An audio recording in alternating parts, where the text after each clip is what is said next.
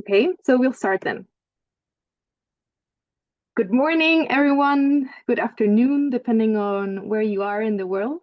We're very happy that you're joining us today for the Ways to Work learning webinar, which also marks the ending of this pilot project. So we're very happy to be able to share of our learnings, even if you're a practitioner, a policymaker, if you're donor, entrepreneur in the NGO world, or maybe simply curious. We're very excited to have you here to share of our learnings about our journey, our insights, and also some real life stories from the Ways to Work project. So we're really looking forward to hearing you. My name is Luisa Tesh. I'm from ICDI, which is one of the partner organizations of the consortium. And before we dive in, this is a big call. We have a lot of people who registered, so we have a few house rules that I want to share with you. First of all, as you may see, we are recording and we're also live streaming. Yeah, for you also to be able to know that. We kindly ask only speakers to unmute and to put on their cameras when you are speaking. For the rest of us, you will be muted, either by Mariana or Hannah, they're my technical support.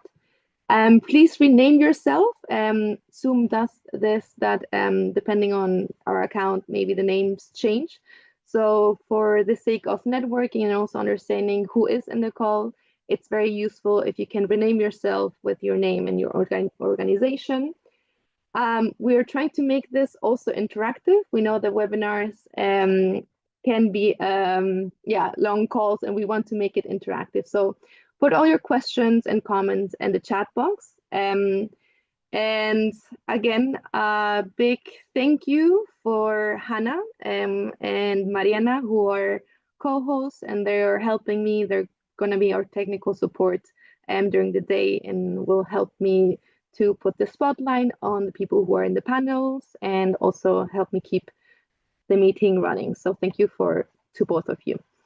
We'll also be trying to keep the time in, so we'll do our best to stay on time. We have a first part and also some panels, so we'll hope to be interactive. I'll share a little bit about the agenda. So here's a quick look. We'll start with our opening remarks, which we're really happy that we have Patrick Monio from IKEA Foundation representing the donor of their project. So he'll give some opening remarks. We then go into understanding a bit better about the Ways to Work project. What is the model and which was the impact of the project, which is now, like we say, at the more end of the project, so we can look back to what the project was. But also we understand that we want to go a little bit beyond the project itself, and we really want to share some of the learning. So we, together with the team, we developed these 3 panels, which are 3 of the topics that were very important and throughout our research and learning agenda, which ICDI was leading, which was one panel, which is about building assets, agency, and leadership, especially in young, vulnerable youth, which the project focused on, understanding what were our lessons, what we did well, and how that lived out through the project. Second, empowering women. The project had a strong gender transformative approach, which also had challenges in terms of how we managed to do that. And we want to share some lessons about what were the barriers and also what helped empowering young women in the project. And we have a third panel, which is about enabling ecosystem, which is understanding also that our project is part of a whole ecosystem, in this case of circular economy, and understanding the role of policy and also how we can bring together different actors in order to build an enabling ecosystem for young green entrepreneurs. So we have very different speakers. So I'm really excited. I'll be introducing them later on. And we're going to be having a short closing session throughout. I also arranged a Mentimeter. So we'll be asking some of your feedback through the Menti or either to the chat. So please, yeah, just look out for that.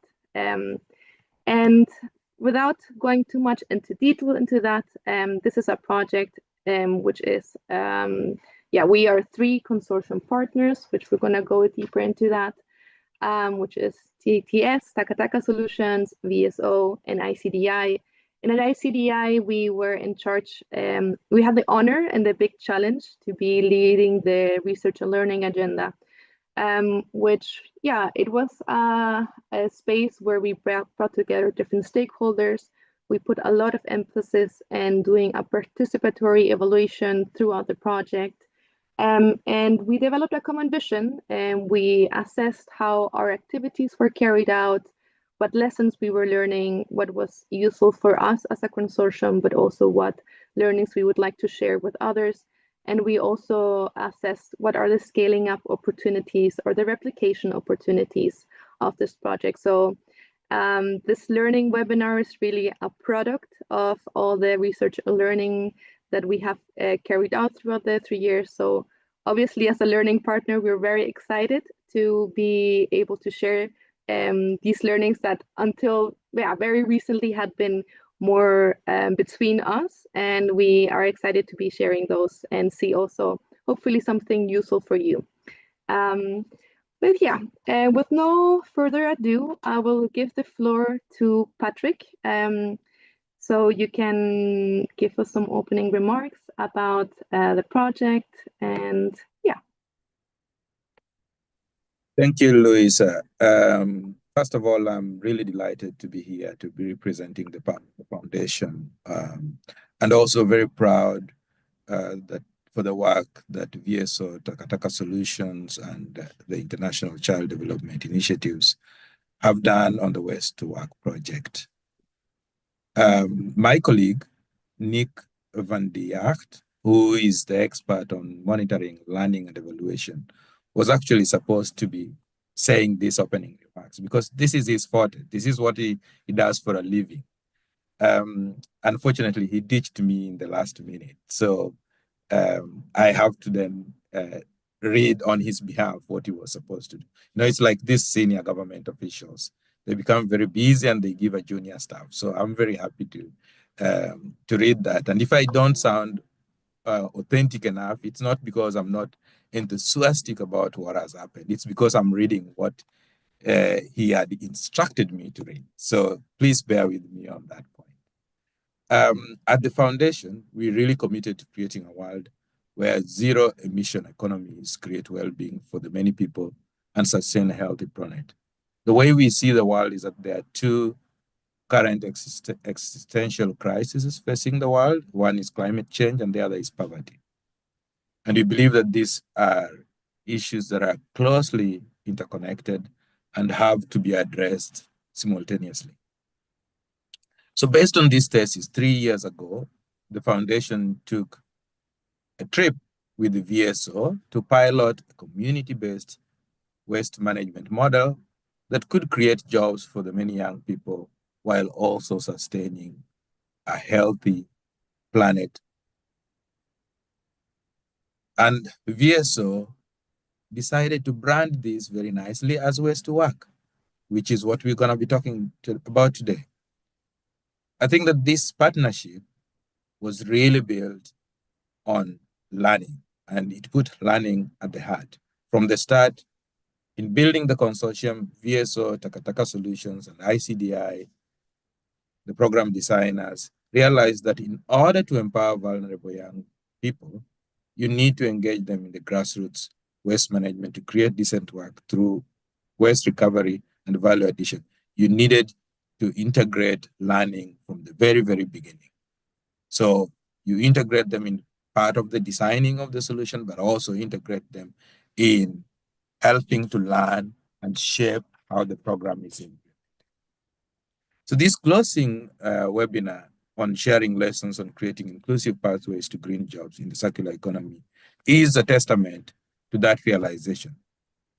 And the learning focus of Waste to Work partnership has been exemplary. That's something that we want to thank Louisa and the team from ICDI for leading. And it has been exemplary in three particular ways. And I want to point out those three ways because they are important for many of us attending this seminar to think about as we think about any projects that we'll be developing or interventions that we want to develop. So the first ways in which this has been very um, exemplary is that this learning was integrated function of the consortium as a whole. So it was not just Louis ICDI learning, it was the whole consortium learning. Through giving ICDI a core role in the research and learning agenda for Ways to Work Consortium, a research and learning agenda aimed at developing a common vision, assessing activity quality, plan improvement, and exploring upscaling pathways, it involves systematic learning, adaptations through various platforms and strategies throughout. And this was done together with other partners. So it was not a third party coming in to look at your work, but it was working together, agreeing together, and learning together. So that's one very important. It is an integrated function of the whole. The second is that this program took learning seriously as a participatory and an inclusive process. So it's not just learning for the partners, but it's also learning for the community, for the primary actors that are engaged in the program. So learning is with and for the primary actors. The youth working in the West sector. Through organizing learning spaces for primary actors, the consortium aligned primary actors' engagement processes for measuring impact, for learning and empowerment spaces, and adopted a forward accountability strategy where all concerns or feedback by the actors are formally responded to. The committees comprised of young green entrepreneurs and other actors at the community level. This has greatly enhanced their agency and participation in the program. The third and the most probably important in this program is that learning really needs to be real time. And that's exactly how they built this. They understood that learning needs to happen in real time so that adaptations can take place as the project activities unfold. And I think that that's the reality of everybody's life. We learn in every day, we learn. And therefore, waiting to have a midterm evaluation, a long-term evaluation, it really doesn't help to adapt the program. So through leading consortium level learning spaces, the consortium learning spaces provided for cross-learning, accountability, and team building for the implementing partners. The spaces provide for harvesting outcomes, reviewing feedback from the primary actors, and holding each other to account on progress in delivery of the project activities. I have to say, though, that the project is very complex in nature and therefore requires multiple checks and balances, including documenting of lessons learned. And I think that that is a work that ICDI has done so well. And that's why we are having this particular webinar to actually share what they documented as lessons learned. So I know some of you might ask, Patrick, what is your greatest learning from this journey? Unfortunately, I do have an answer for you. And the whole process of this program has helped me to reflect on two keywords that I used always in the donor spaces and in the development sector. One of them is lived experience, and the other one is proximity. And unfortunately, these two words are always used separately. They are considered two separate issues. But this project and this whole implementation has taught me that lived experience and proximity are so intimately intertwined. The people that live most closely to the problem also best understands the solution. And they need to be involved at every stage of the process to inform design, to inform interventions, but also to inform outcomes of the project. And as we prepare to listen to the webinar, I want us to reflect on how these two words are intertwined and how we can practice them in everything that we do to help lead to better outcomes. Thank you so much for the opportunity to share my learning and to start this webinar. Looking forward for a very productive conversation today. Thank you. Thank you, Patrick. Thank you also for the words and also, the alignment. It is very nice to see how there's appreciation for learning. And I think it is really a privilege to be able to be learning and documenting that. So we're very happy for that. So next on our agenda is I want to give the word to Helen Onyango. She is part of VSO and she has been part of the process since the very early inception and developing of the project to now that we are more than 2 years into the project and you have been through all of them. So if somebody knows the project, I don't think there's anybody who knows more about the project than Helen. So I think it's perfect for her to be presenting the ways to work model and also the impact. So I leave the floor to you and I will be sharing the presentation. Thank you, Louisa. So what we'll do is we'll go through the waste to work model just to understand how waste to work was designed to address the challenges that waste pickers and waste collectors face in building their waste enterprises within the value chain. So next slide. Next slide, Lisa. So Waste to Work, as you know, is funded by IKEA Foundation. We implemented Waste to Work in a consortia. So working together with Taka Taka Solutions as the private sector partner and ICDI. The project began in 2022 and is ending in June 2025. And the main overall goal of the project was to enable young people within the waste sector to improve their livelihoods, address their vulnerability and the marginalization that they face within the waste value chain. So really supporting them to be able to address the challenges that they face in terms of access to the markets, capacity building, for them to be able to create viable and sustainable enterprises that would lead to decent jobs, enabling them to earn a decent income. So the target for this project was 3,900 young people and working in 3 counties in Nairobi, Mombasa, and Kisumu.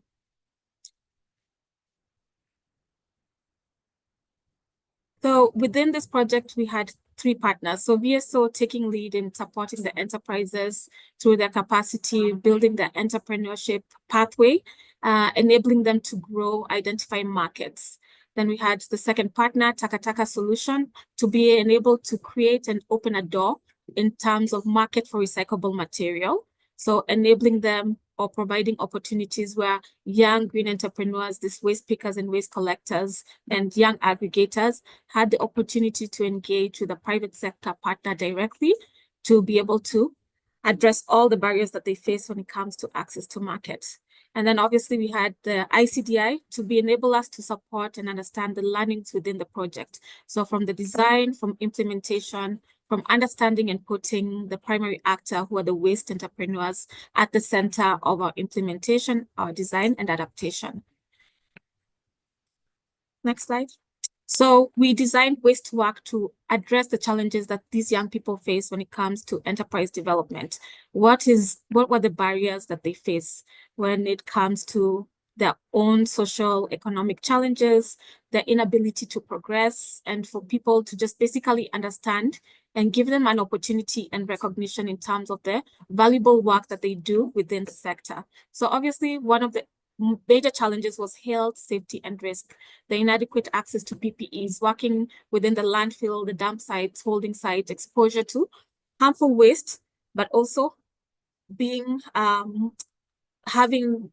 missing the necessary tools to be able to collect waste, to recover recyclable material, and obviously exploitation and other harassment that they face.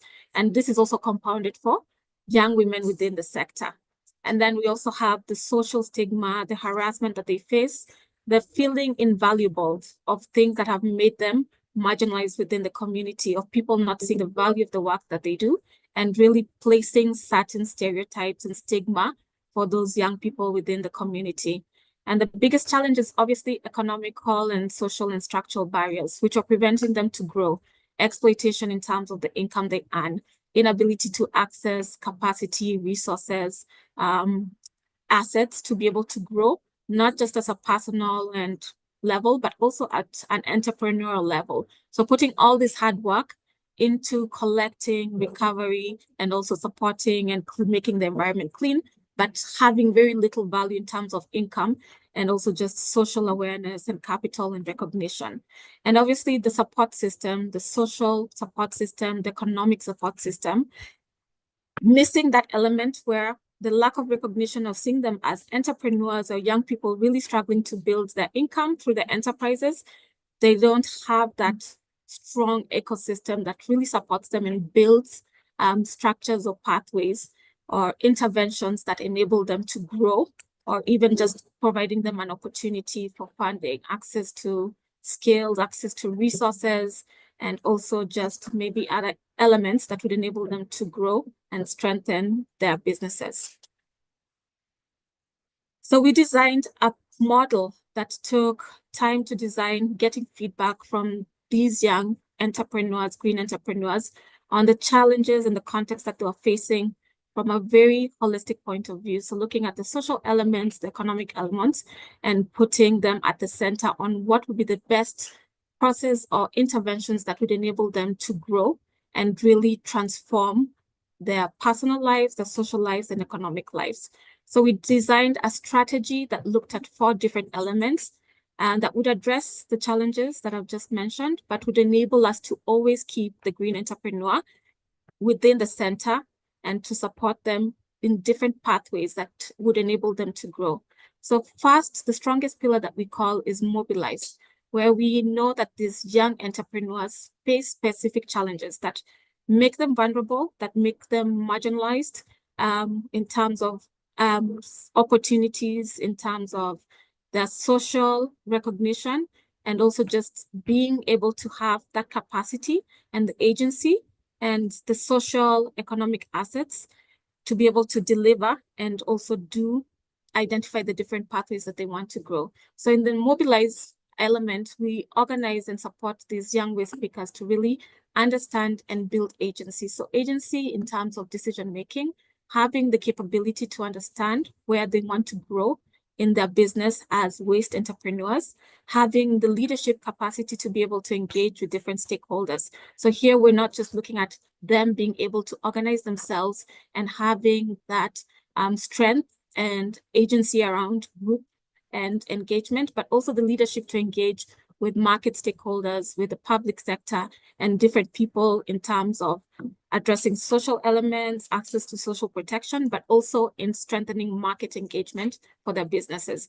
And obviously having that social resilience to address the challenges and to handle the challenges that they face within their working environment, but also their households. So we used a blended learning approach, really understanding and making training and capacity building very simple for everyone to participate in, getting feedback to really understand what social elements that they want to build the capacity skills on to increase their social capital and community networks and engagement, and also link that in terms of how it will be used to support their enterprises, but also in terms of making sure that we address the issues around decency around the social environment.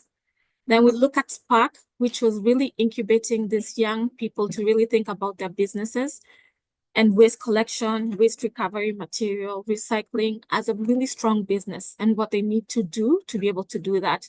So instilling those entrepreneurship skills, strengthening them, also building that technical capacity around waste management to enable them to really build on technical and entrepreneurship skills and match them into scaling their enterprises or building new enterprises through business plan development, enabling them to learn from each other. So stronger green entrepreneurs with more ideas, innovation, with skills, really participating and giving forum and opportunity to others that are learning from experience-based learning, and using a cascaded model also to enable them to have peer support to be able to pick up and adapt to building their businesses and new skills. And that's also providing them with a business startup kit. And then nurture, in order to address and identify what would be a strong, inclusive acceleration model for young entrepreneurs who really are lacking that investment opportunity around strong business development services, seed granting. We created a nurture program that would enable them to really support them to acquire a more advanced skills, to enable them to address their innovation, but also find an inclusive model that would enable them to access financial services. So providing them with seed grants that would enable them to scale up their ideas, but also have an opportunity to create new job opportunities or market opportunities for other waste entrepreneurs within their communities or within their environmental linkages. And then obviously linking, which was a continuous process for us. So linkages with the market, ensuring that they have diversified market holders and market opportunities depending on their recyclable material or their businesses, but also having access to mentorship, social protection, linking them to different opportunities that would fit their particular needs, that would enable them to address their social challenges. And that also includes linking them to the existing public government support systems when it comes to regulation, when it comes to other elements that the government supports these young stakeholders, green entrepreneurs within their communities. So the Mobilize and the strategies that we used within Mobilize, Spark, and Nurture was really to allow the entrepreneurs to really identify the different elements that they require in terms of growth and support, allow them to move between the different buckets when they're ready, in terms of their ambition, their innovation, their capacity gaps, and also enable them to continuously enable us to have feedback on the different elements and strategies of mobilization, on how we can improve and how the strategies can be adapted to meet the continuous changing needs of the green entrepreneurs. Thank you. Next slide. So we also needed to ensure that we had a strong, inclusive market system within the project, so that it would be the pillar, also a strong pillar in terms of the enterprise growth. So having TTS being the main stakeholder was ensuring that we can demonstrate that when young green entrepreneurs, waste pickers, the waste collectors, the young aggregators are actually given the resources that they require within their enterprises, but also within having this agency to do so, that they're able to actually engage and provide and meet the market demands. So that was a very key model for us to show, and we've been able to demonstrate that giving them the right support, creating an environment, social and economic environment, and also giving them the support, the resources to be able to do that. So looking beyond just capacity, looking in terms of financing, looking in terms of equipment and tools for work, and also just the agency and the opportunity and forums and networks for them to engage with the market, then they would be able to address those value chain challenges that they have in terms of market access, and that work that they do on a day-to-day basis actually translates to the income that they should be getting with direct access to the market and having the right capacity to do so. So we're removing the hierarchy that was there for them to get to the market holders who'd give them the best prices, the best, diversified market opportunities, the best opportunity feedback on what is on demand and what they should be providing, and opening those doors for their enterprises to grow and addressing the market barriers. Next slide. And as mentioned before, throughout this process, it's very critical to place the green entrepreneurs in the process and placing them at the center. So continuously understanding how those interventions are working, the changes that are happening within their context and environment, so their business environment, the social environment, on how interventions could be improved, meeting the outcomes that we want to see in terms of growth, personal growth, but also in terms of their business growth and creating a positive ecosystem. So we had continuous learning spaces after of every bucket, every cohort that we engage to enable us and have an element of redesigning intervention, including other elements, continuously addressing their needs through adapted interventions, but also just learning also what is working and how the activities or the interventions and the strategies are also beneficial in improving their business operations. And next. And just basically a summary of the outcomes that we've been able to achieve. So throughout the 2-3 years, we've been able to target 3,637 green entrepreneurs, waste collectors, waste pickers, aggregators, increasing their agency and assets and improving their social capital, and obviously supporting them through building the entrepreneurial capacity with skills and resources to have the ability to recover recyclable material and manage waste within the community. So through this, they've been able to recover 4,451 tons of recyclable material sold and to TTS and also other stakeholders, and improving their income within their youth-led startups and also reporting a profit. And this has led to 4,000 tons of recycled waste that has been recycled through the 3.5 years. So thank you so much.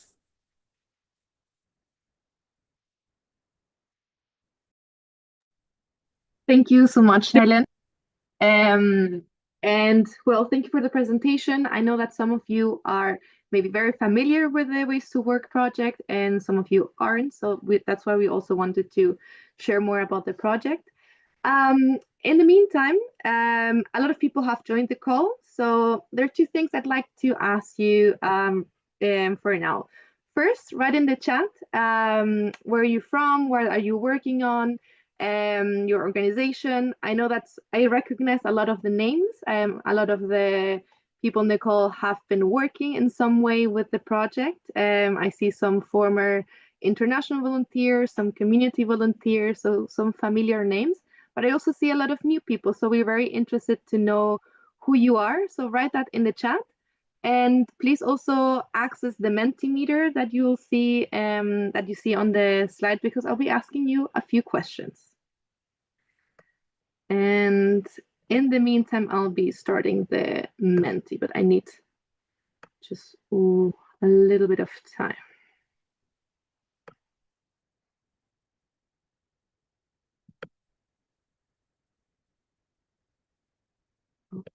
Okay.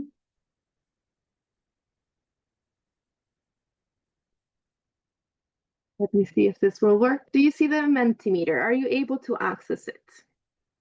Well, I see in the chat that we have Simone, one of the former volunteers. So nice to see you here, Simone.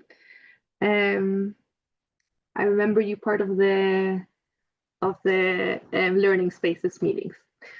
So a question I want to ask you, based also from the presentation we heard from Helen, is what idea, sorry, no, this is not the slide that I'm looking for, but the first slide, which is, which of the outcomes has interested or inspired you the most? So what about the Waste to Work model or Waste to Work project, the outcome are you most interested in? Yeah, so I see waste pickers gaining dignity. So one of the outcomes that you're interested. I also see on the chat some former volunteers. Marina, I also recognize you. A new partner to VSO Kenya, Dania. A lot of people from VSO, obviously. Also program officer from Free Effect. And some people asking for the QR code. I could not share it right now, but you can access mentimeter.com and use the code to vote, Simone. So I'll be waiting a little bit for answers to come in. So some people are interested in including waste pickers, so how the model has been inclusive in involving them at different stages of the project, and looking at the whole system and maybe also at the whole project design. And also use less entrepreneurship making profit. It's also, yeah, the other aspect also, we're in this project trying to connect the social, economic, and also environmental dimensions. So it's also one of the big dimensions of this project for sure. In the group chat, I see people from the Lasisi Welfare Foundation working in waste recycling. So it's also very interesting to have you here. Emmanuel Miti from Micro Enterprises Support Program. So also somebody working in a similar field. Urban Green Graduation Program in Bangladesh. So very curious to see how some of these learnings might be useful in a different context, if you see some similarities. People are interested in personal stories from youth and inclusion of women and economic empowerment. Very nice, we have a whole panel of that. Also you're impacted about the 4,000 tons of waste collected. We're also very impacted by that, and we're also very happy to see how the engagement also translated to waste collected. How the waste pickers can now engage with the ecosystem. So the whole aspect of the link bucket, which Helen mentioned, is a huge part of why they're able to engage with the ecosystem. So very nice to see that those are things that inspired you. Sustainable job creation for women and youth and informal communities.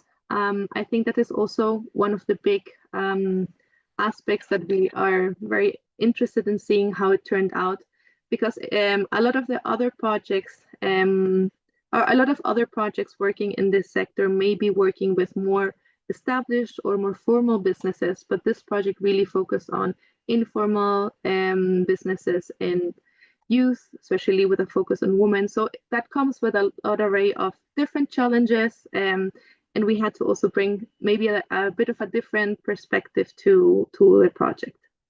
And the Learning Space Consortium with a power there. Yeah, I agree that it's a very powerful aspect of learning. It's very powerful to be able to learn as we do. And it's, as I've said before, a privilege for sure. I'm going to go to the next slide, which will introduce us to our next panel. So I want to ask you, from your opinion and your assessment, what is the most critical asset youth need to thrive in waste entrepreneurship? So these are short answers, and I'll be waiting for you for the answers to come in.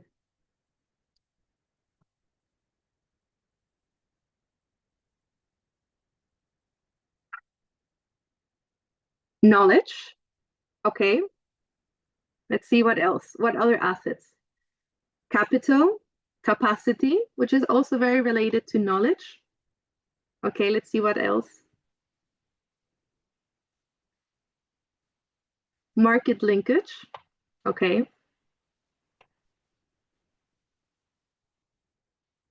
Technical support, maybe. Technical capacity, maybe. Collaboration.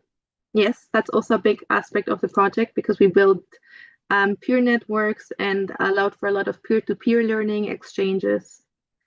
So I see knowledge being one of the big ones. Coaching, I see.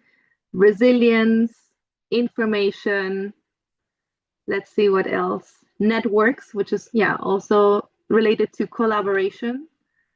Believing in themselves. I think that's also very related to agency and resilience. Has to do also with the self-worth, and also, yeah, the ability of being able to live out your skills and your motivation. Financial skills training, I see. Innovation, agency. Provision of capital good. Okay. As more answers come, I see knowledge being one of the really big ones. Turns out that we have, as we've been mentioning, we've been carrying out different learning spaces with primary actors. And last week and the week before, we did our closing session with primary actors. We closed out these spaces with them, and we asked them the same question. 55 participants gave us an answer. And I wanted to share some of the answers with you for us to also compare what actually primary actors are saying and maybe what we are thinking. So actually 76% of the participants said that the most valuable asset is access to capital. So 76% said access to capital is what they are needing the most. And the second is business coaching and knowledge. So I think our second option aligns a bit more with what we're saying, but actually what they are mentioning that they're finding most important is the access to capital, and very specifically for them to be able to improve their equipment. So with that as a food for thought, I want to introduce to you the next panel, which I'm very excited to have here with you. So as we go through the panels, we'll have 20 minutes for the three panelists to share some of their impressions. I'm going to ask them a few questions. In the meantime, you can write questions in the chat, and we will have 10 minutes for Q&A and also for the different speakers to interact. So for panel one, we want to explore a bit about our learnings on how the project has built assets, agency, and leadership. And as mentioned also before by Helen, we've had piloted different versions. We did piloting, for example, in the training. We did in-person training, online training, hybrid training. We figure out the hybrid version worked the best for us. We also piloted some of the more big training sessions with a lot of primary actors, and then some more smaller coaching sessions. And we also found that the combination of those two worked very well. And actually a lot of the primary actors valued the coaching and the business mentoring because it was a much more tailored support to them. And one of the big learnings, which we'll be discussing, is also that the more flexible pathways work much better in building the assets because people came with different experiences. So we'll have Roland Charles, VSO Global Thematic Lead, and specifically in rural livelihoods with us. We have Kevin Mondi. He's a treasurer, a leader, and a champion of the Waste to Work project from the very beginning. And he works in a youth business club in Nairobi. And we have Gladys Kivati. She's the founder of Sustainable Business Consulting, and she was part of the Nurture Bucket, which focus on mentoring. So I'd like to ask Mariana to support me in highlighting them. And if you can, please start your cameras so we can also see you.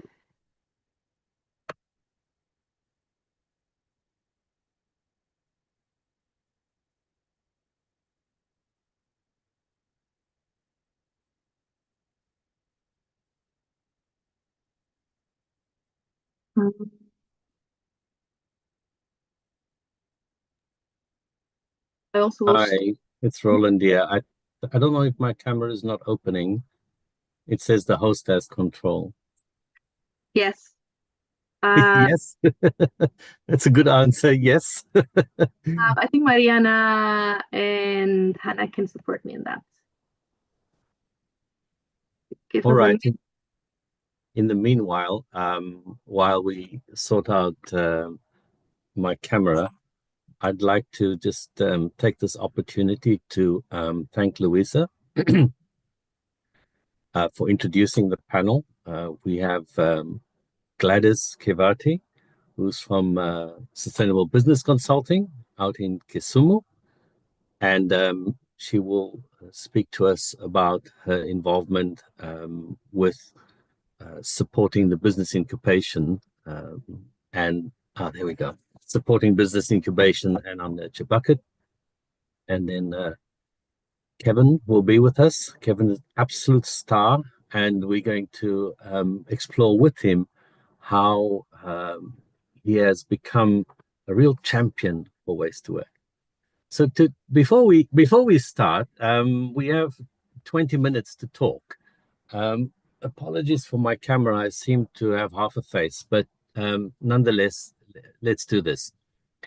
So Waste to Work is a really important project for us. At the end of the day, we've learned and we've been able to shape our own VSO offer because of some of the lessons and learnings from Waste to Work. So VSO as an organization, we have an economic model, an economic approach, which also focuses on economic advancement through using skills and resources, in other words, assets, to participate successfully in markets and engage with institutions. Coupled with this is agency and power, which is demonstrated through the ability to make and act on decisions, control over resources, including time and profits, and influencing systemic change. So if you recognize those from what we've heard so far about Waste to Work, you'll see that they were absolutely central in developing the pillar, the foundation for Waste to Work.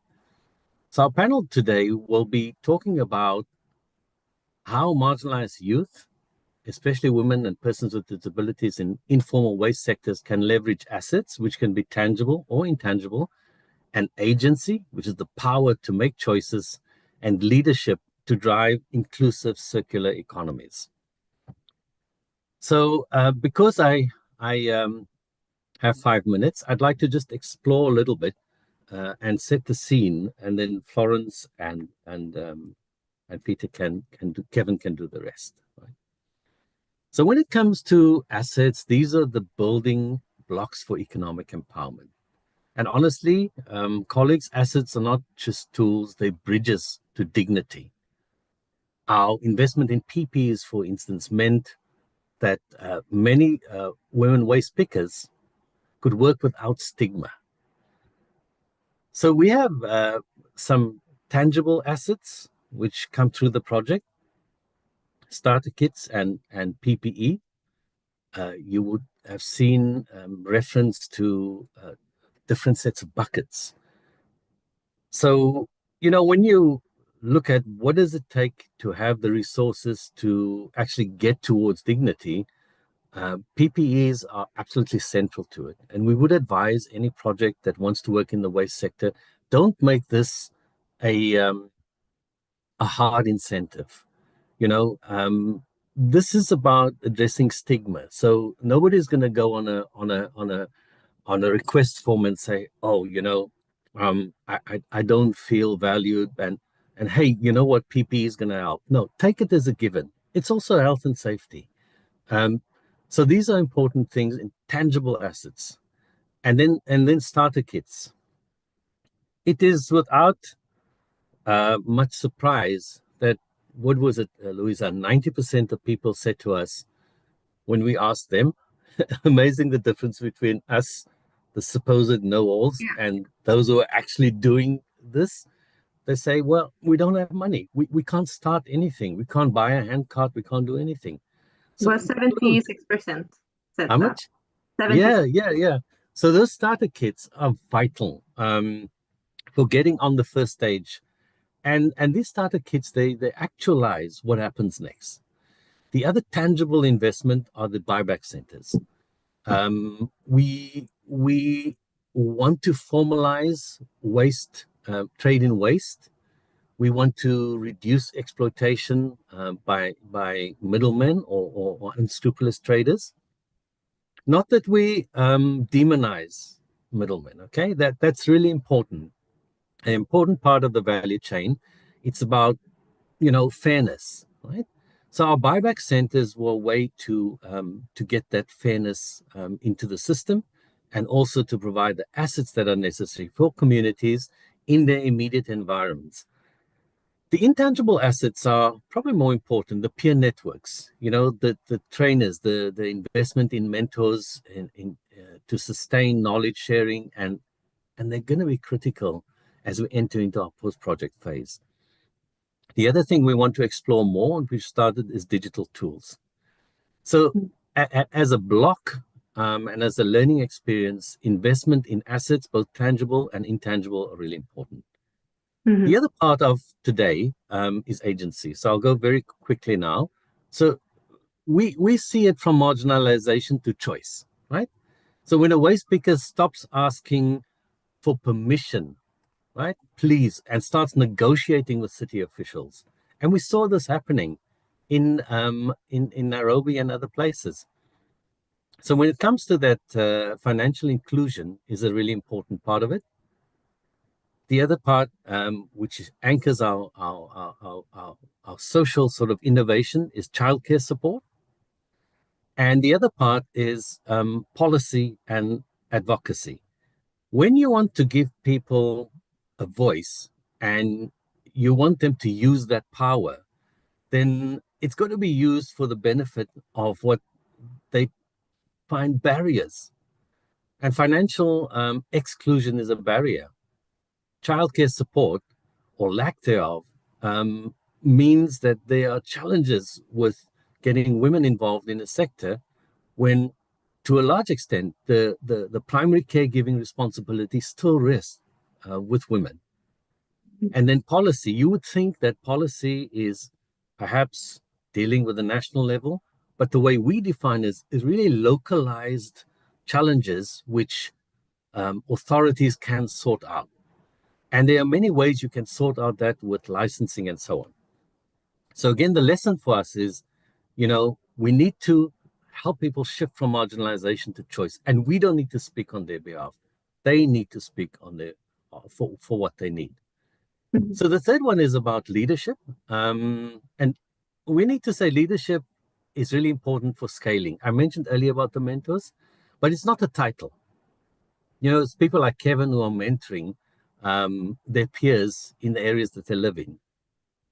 So in order to push our leadership, and there's a push involved, is working to create gender transformative approaches in our project. So we like the fact that we can flip traditional power dynamics with women training men. We want to, but we will not sort of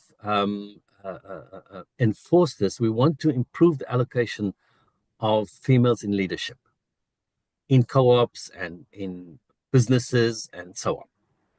And the other one we want to see leadership coming through is youth-led advocacy around the sort of green entrepreneur, green ambassadors, and so on.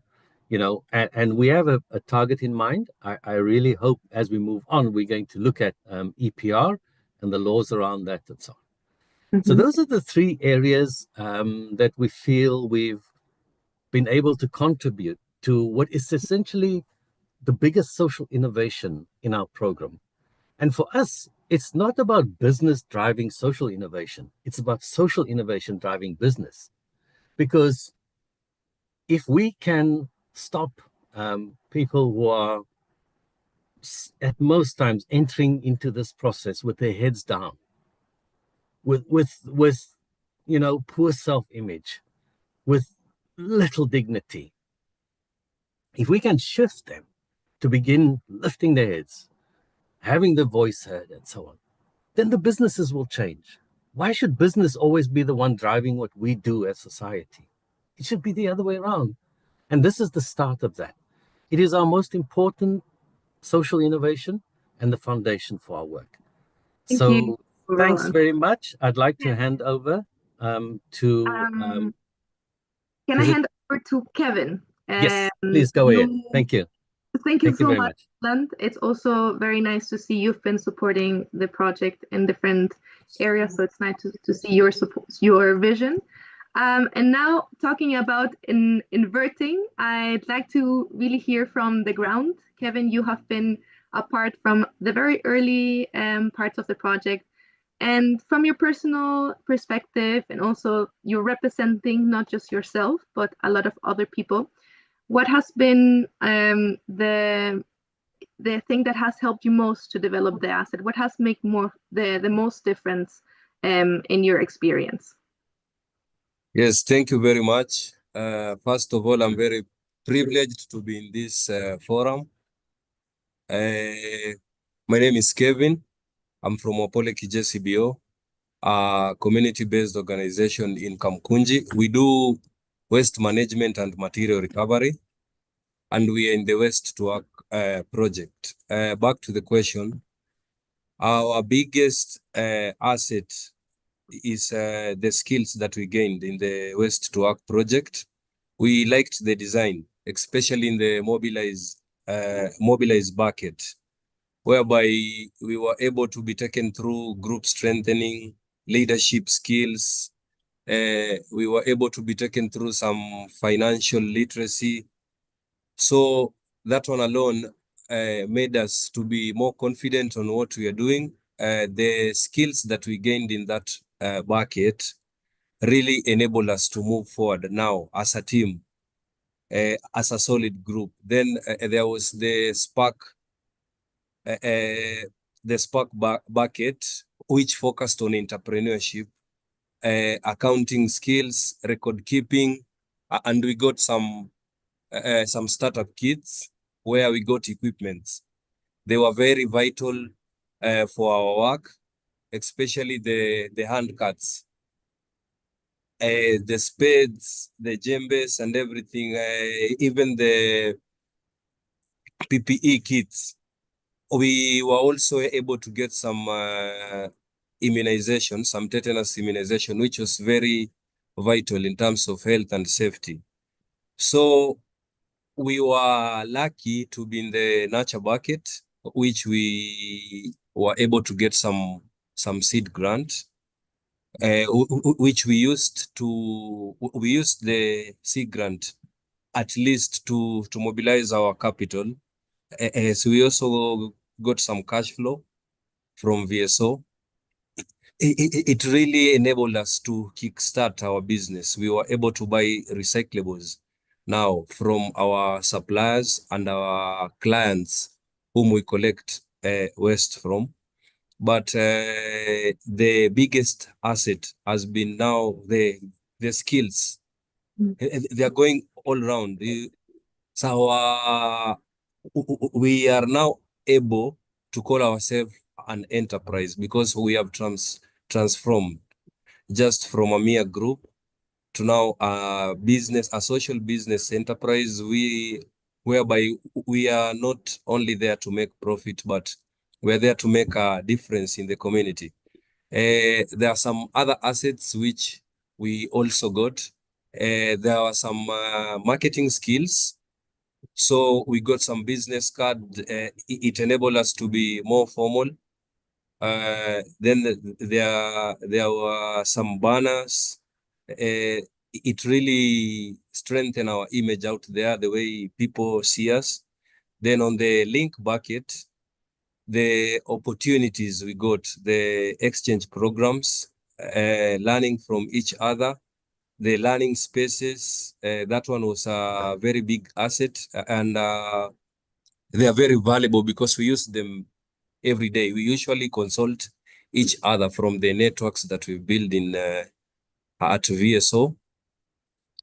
So we also got some digital assets like a digital weighing machine, which brings confidence to the waste pickers you collect waste from.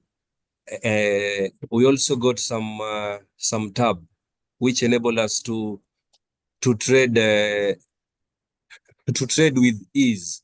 There is a program by Mr. Green Africa whereby you enter every recyclable material that you buy. So the digital assets and the digital skills really help us to move forward. Then on the part of the buyback center, at least we were able now to gain some knowledge on business plan writing, which was very vital in our business. At least we are able to break down every sector of our business. We knew that we must have a marketing plan for our business. We must have a financial plan for our business. So the skills that we gained in business plan writing and also pitching.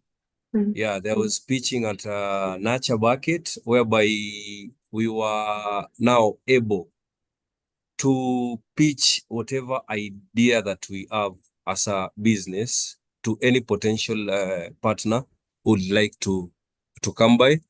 So without forgetting, before the project, we had very little skills on community engagement. So we gained some confidence on how to approach members of the community, especially the authorities, local authority and the national authority. So within the period of the project, we were able to engage our community on environmental awareness calendars. We were able to host some events, World Cleanup Day, World Environmental Day. At least the skills that we gained on resource mobilization. So we needed some resources to host the event. So we gained some knowledge on resource mobilization. We gained Mhm. some knowledge on how to handle the community, how to engage them well, how to identify their needs, and how best we can serve them. Mhm. Thank Yeah. you, Kevin. It is very inspiring to see how what we were talking with Roland, but how we envision it and how it actually played out. And you mentioned also, well, a lot of very interesting parts, especially, for example, your how you changed your mindset from just being an informal business to a business that can make a lot of profit, Right. but Yeah. also that it has a community value. So I think that leads me also to the question that I want to ask Gladys, because you have been working at the more later stages of the project in the nurture bucket with the enterprises.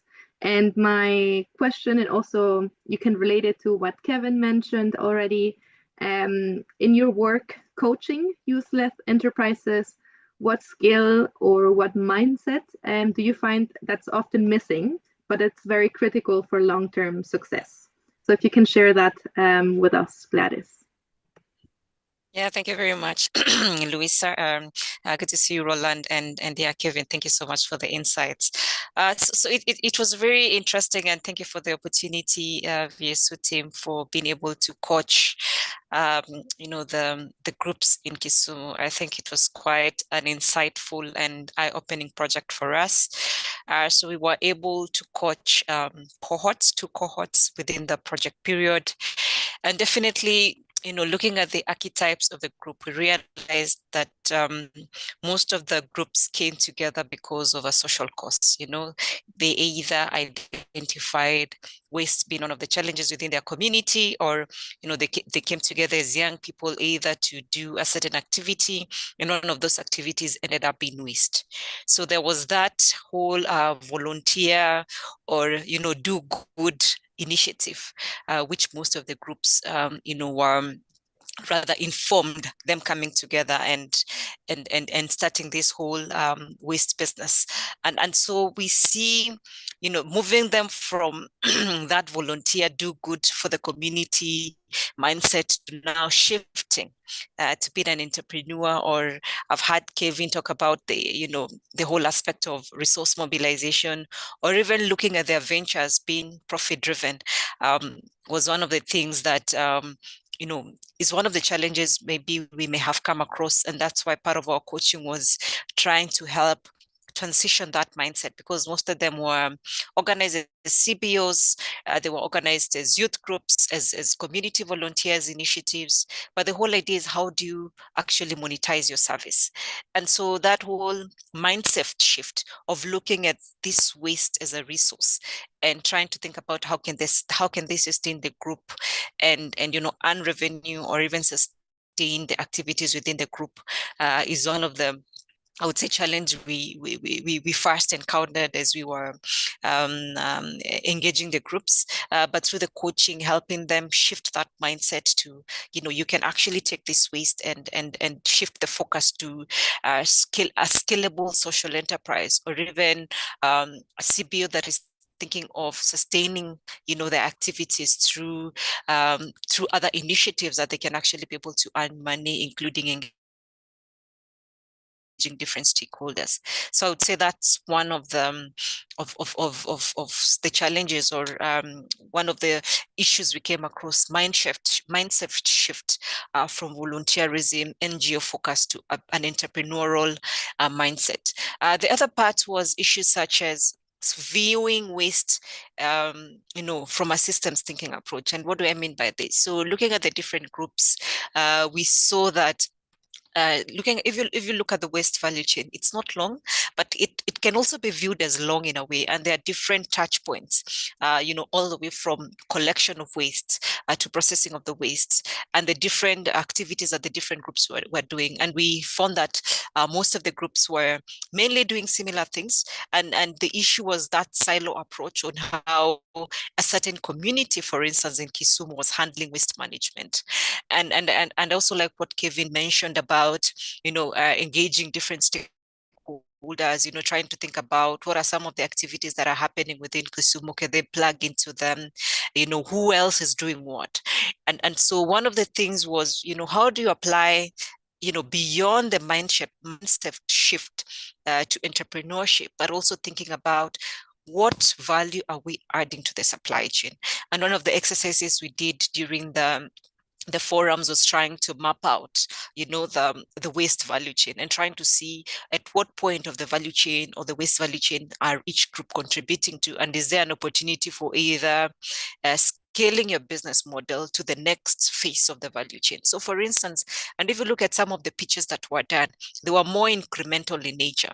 So you find that a business would either just collecting waste, but even as they were doing their pitch, they were thinking, okay, what else can we do beyond just collecting waste from the household? Can we move further within the value chain and applying this systemic thinking of, who else can we engage in the supply chain? How else can we collaborate with regulators?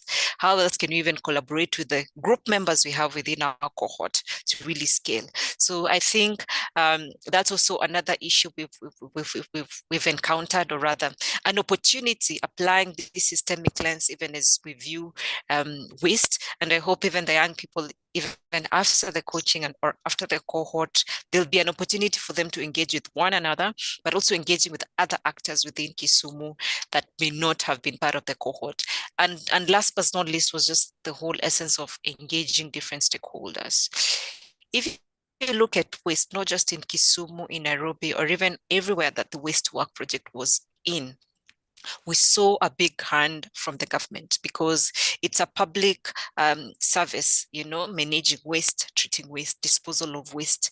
It's a public engagement. So the whole idea of working closely with the government of the different states is very key.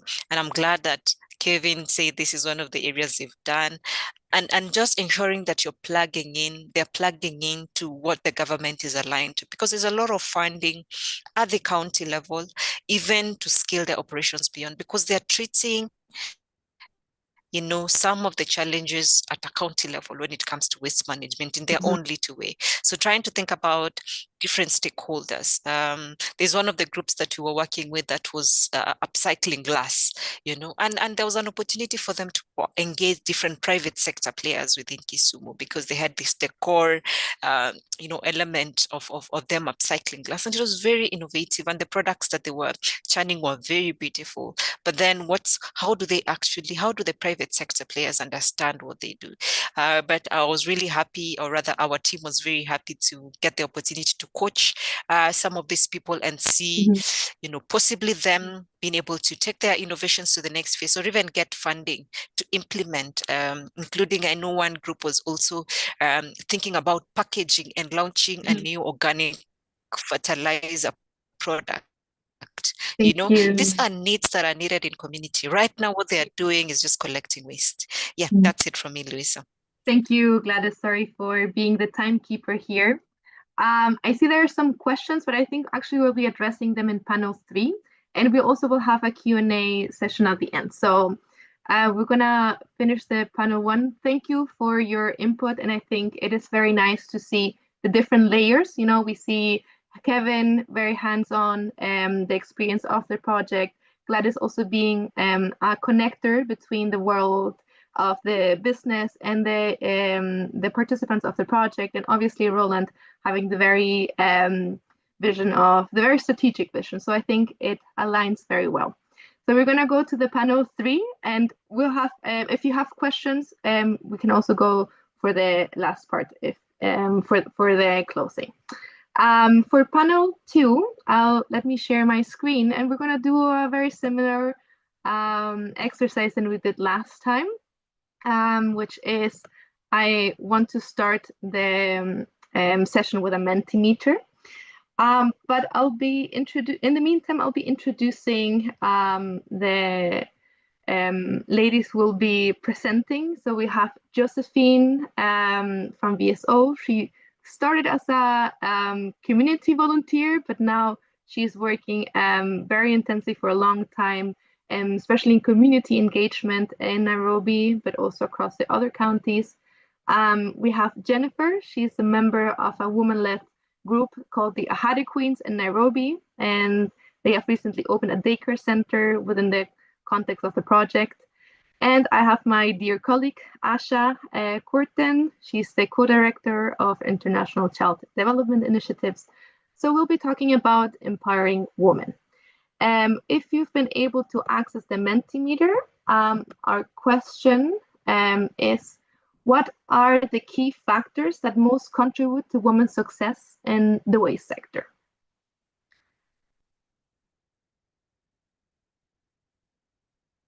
And same as we did in the last part, I'll be comparing a little bit about what we are saying with what the primary actors said during the learning spaces. Are you able to access?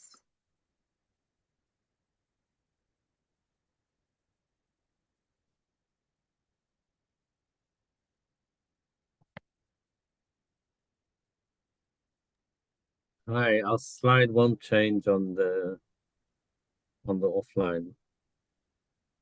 I mean on the Mentimeter. Sorry, can you say that again, Roland? My slide isn't changing. Let me just refresh this. Maybe it's okay. Maybe let's try refresh. But because I see some people are able to submit answers, but maybe not okay. Everybody. Yes, it's fine. Yes? Thank you. It's fine now. Okay. Well, technical issues, we always have them. I see inspiration being one of the key factors that contribute to women's success in the waste sector. What else can we think of? Equality, fairness, very close related, obviously. Opportunities. We're talking about also reducing the barriers for women in that case. I understand. Economic challenge, role models. And I think that's also very interesting because there are many champions in women's participation, men and women in this project. So having good role models has been important. Childcare is coming up. A big topic that has come across the project as we have been implementing. Care work support, I think it's also very related to childcare, right? And being able to balance childcare and work, which is a challenge not just in the waste sector, but any sector in which women are working on. Passion, economic challenges, dignity, also a new one. And it's interesting to see that we, as I said, we asked 55 participants through the last few weeks. And what they say, the first factor that has contributed or that is hindering doesn't even appear here, which is protection from gender-based violence and harassment. So 58% of the participants that were giving us answers. They said that gender-based violence and harassment in the workplace in the context of the waste sector is still very prevalent. It's one of the big challenges. And 38% mentioned childcare. So I think that is also very interesting to see how some of the things do align, like childcare, we can see it, but prevention of gender-based violence and harassment is not even on our Mentimeter. So it's also, something to think of. So as we go further, I'd like to ask our speakers, Asha, Jennifer, and Josephine, to put on your cameras. I think,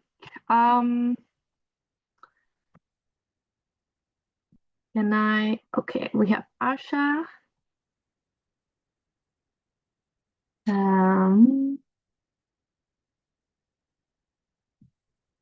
Do we have Jennifer? Yes. Hi, Jennifer, together with the VSO team in the office. And Josephine, is she in? And I see Josephine. Okay, so we are all here. Josephine and Jennifer are in the same room, so they're sharing a camera. Well, welcome, the three of you. I'm very happy to have you here. And with no further ado, I'll start the conversation. And my first question is for Josephine. You have been working in the project from the very early stages. As I mentioned, you started as a volunteer, now as a full VSO team member. And you have been working a lot with the women of the project in the Kili project, which is one of the spin-offs, but generally with all the women of the project. What have you seen as the most powerful factor that enables women to stay, but also to grow in the waste sector? And maybe if you can share an example of a group that you have supported. Okay, good afternoon, everyone. I'm Josephine Ongoro. Based on my experience, the most success of women in the waste sector can be significantly increased by addressing both structural, social, and economic barriers that they face. So this is based on the experience that I've experienced from the field, and also from the lessons learned from the waste to work and Kili challenges. And the following are the factors that stood out as most impactful. The first one is access to reliable and safe childcare.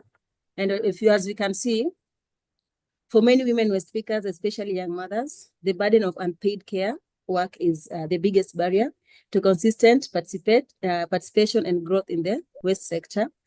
They are often forced to bring their children to unsafe dump sites or stay home entirely. And this leads to missed income opportunities, limited participation in trainings or leadership roles, then greater exposure.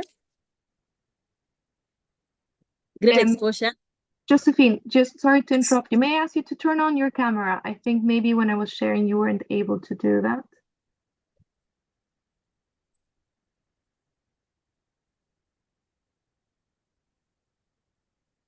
Yes. Oh.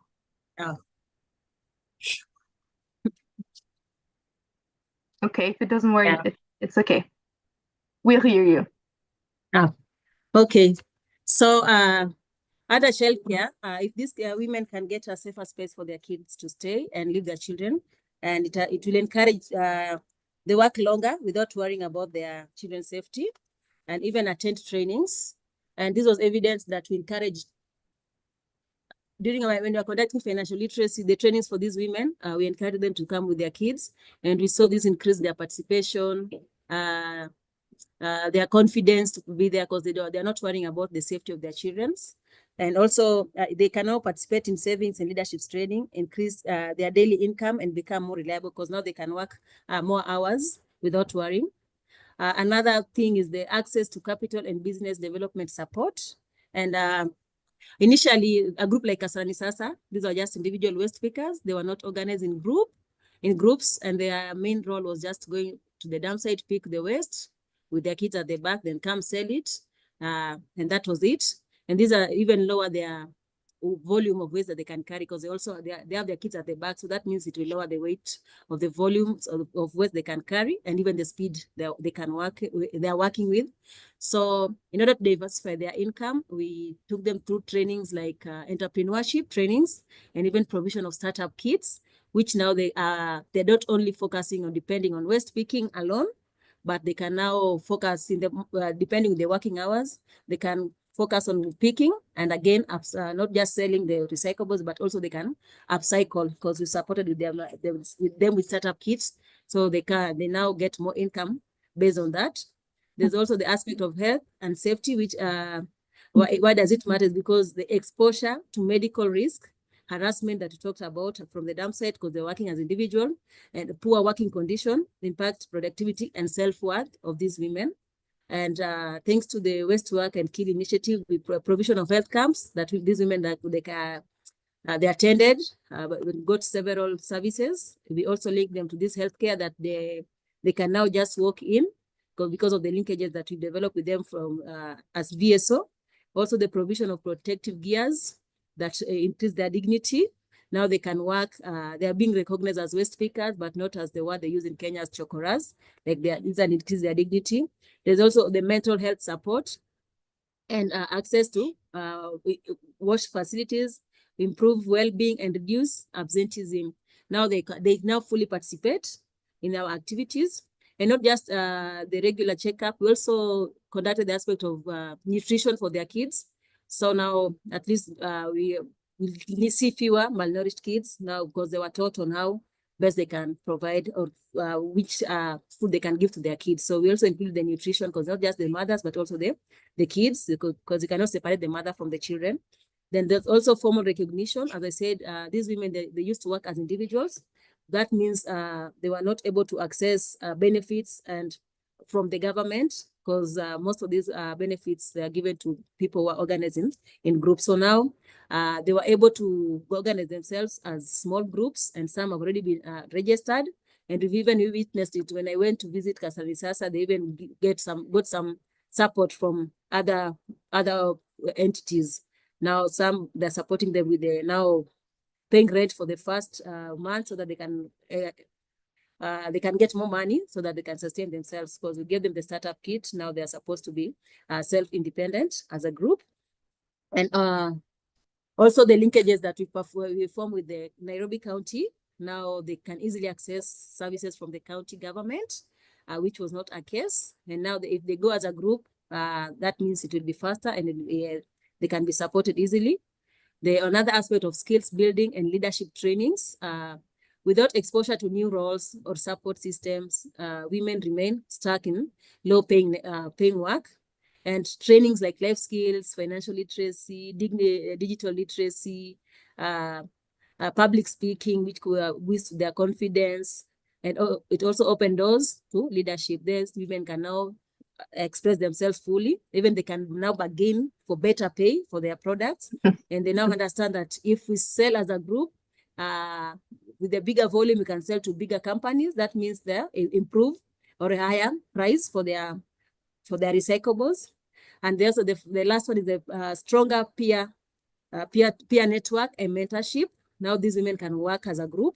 And what does it mean? Social isolation and stigma can undermine confidence and resilience in these women. So there's the aspect of peer-to-peer groups, there's mentorship within themselves, even going to visit other groups and knowing what they're doing, as also foster solidarity, shared learning, and collective bargaining. Yeah, and this is evident. You can see even Hardy Queens now, these women are from where they began until now, they can tell you how they've increased, even from the dignity part of it. Now women, more households are interested and joining, they're able to collect waste from these households. They're now selling as a bigger volume. That means there's increased in their income and even the way they are living. Thank you, Yes. Josephine. It is also very nice to see that we are going into the same impact also that we see for all the participants, but also it took a lot of care to be able to do that with the women. So thank you very much for the perspective and to see how at this stage of the project we can already see those fruits of a lot of effort. And talking about Lisa, that, yes. Sorry, I forgot to mention that the daycare, the Kasranisasa and Hardy Queens, the daycare is now functional. Functional. And, yes, I know. So Yeah, that and actually leads me to my question with Jennifer. She's in the room, and I would really try to ask you if you can turn on the camera. It would be very nice. But my question for Jennifer is, well, Jennifer, you're a leader of the Ahadi Queens, which is a very big and powerful group in Nairobi. Thank you. Now it's working. And as Josephine was mentioning, you very recently opened a daycare center as part of the project. And I wanted to ask you if you could share a little bit about that. What problem were you trying to solve? Like, how did you got to that? And already since it's functioning, what impact do you see in the woman's life by the opening of the daycare? So I leave the floor to you, Jennifer. Okay, thank you so much, and good afternoon, everybody. It's Chair Lady Ahadi Queens, Jennifer.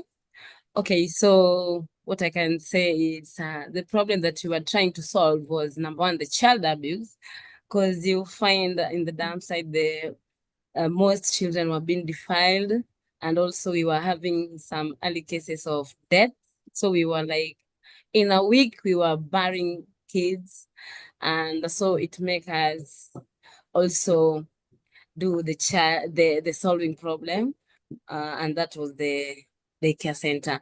And also another issue was the child labor. You find also our kids were like they can't go to school because you find they find that when they're in the dam site, they feel they're that much okay. And that was coming because there were no anybody who can advise us or advise the mothers. So you find the child labor was too high in that area. So that's why we decided to come up with the solution of the daycare.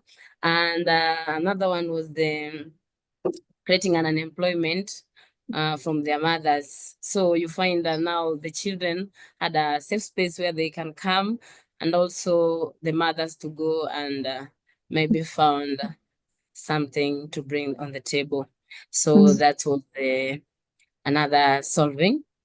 And maybe, and also now we can also say that when we were trying to solve the problem, it was because we wanted also to increase our volume. So you find now the volume is too high, and now we can earn more than before. So yeah, and also maybe from the impact now, we can say that we unlocked our potential, and we have seen the growth in my community. And also now we can earn and maybe stay in a better life. And you can see I'm in a better position. So I'm speaking through what is real, and now the linkages also. And the bigger goal was maybe having our own daycare, not a rental, so that we can accommodate more waste pickers. Yeah, we can accommodate more waste pickers with their children, and also to employ many of them as we can. Yeah, so we found that a very sweeter journey. Yeah. Also very big ambition, Jennifer. Thank you. I will ask actually Asha, maybe if you can comment on what Josephine and Jennifer had said. You're director of ICDI, well, co-director of ICDI. So, and we're in a waste management entrepreneurship webinar, and we're talking about childcare. So my question here is if you can comment on what are the intersections between childcare and women's empowerment, and also on, well, that we can see in the life of Jennifer and many other women of the project.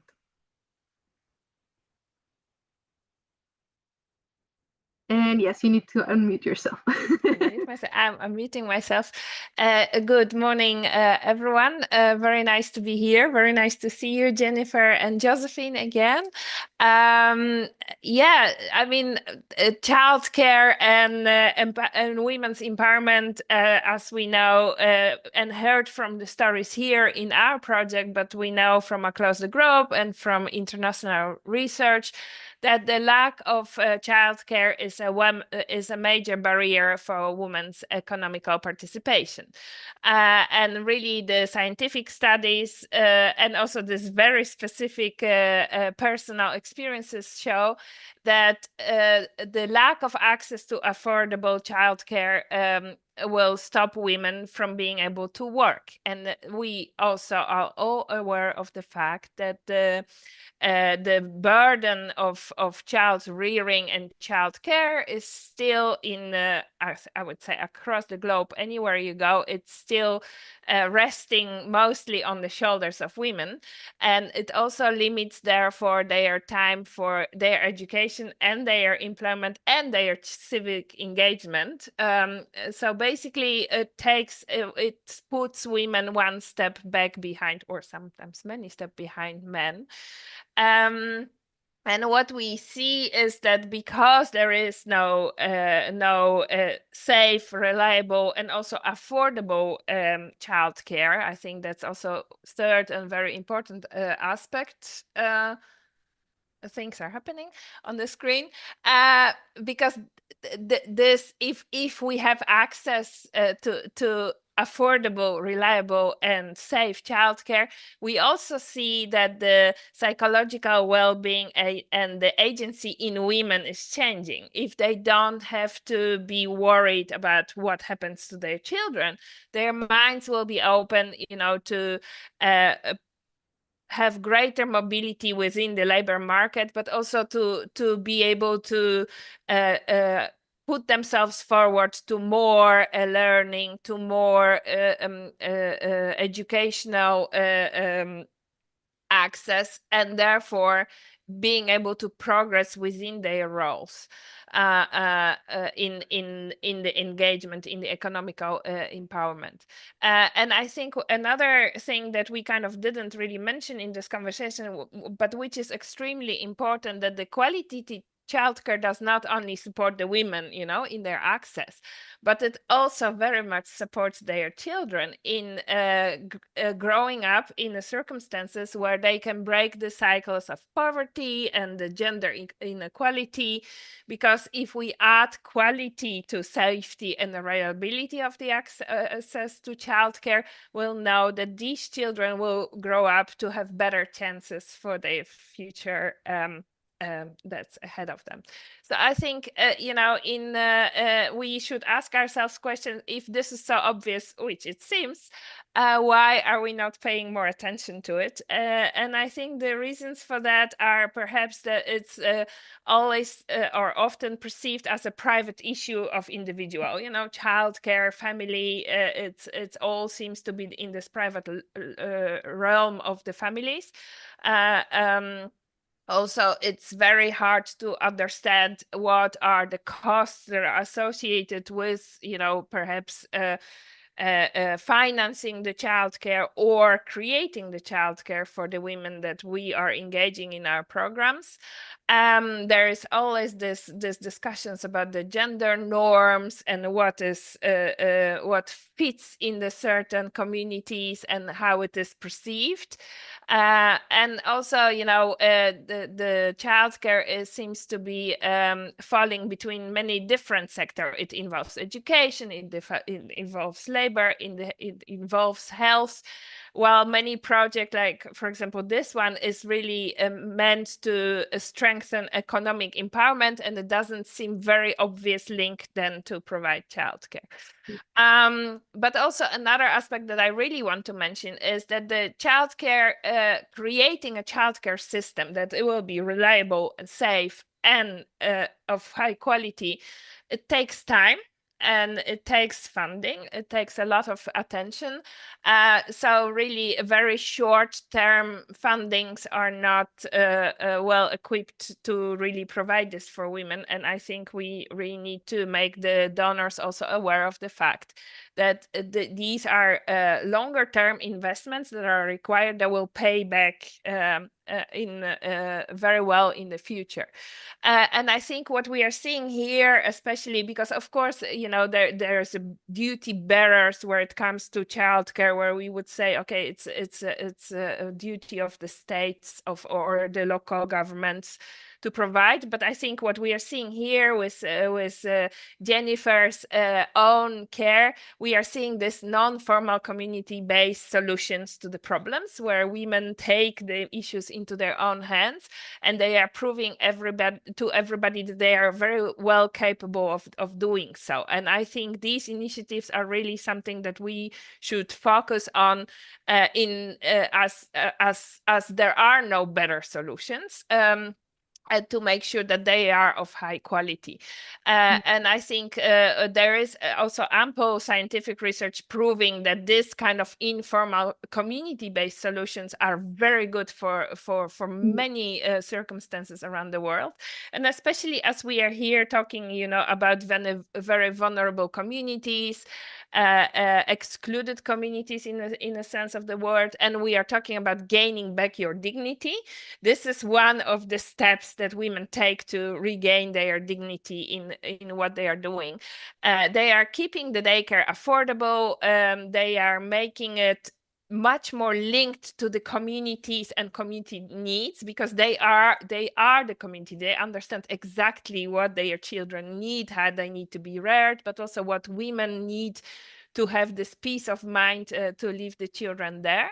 They have lots of cultural relevance to the communities. They really understand where they are coming from.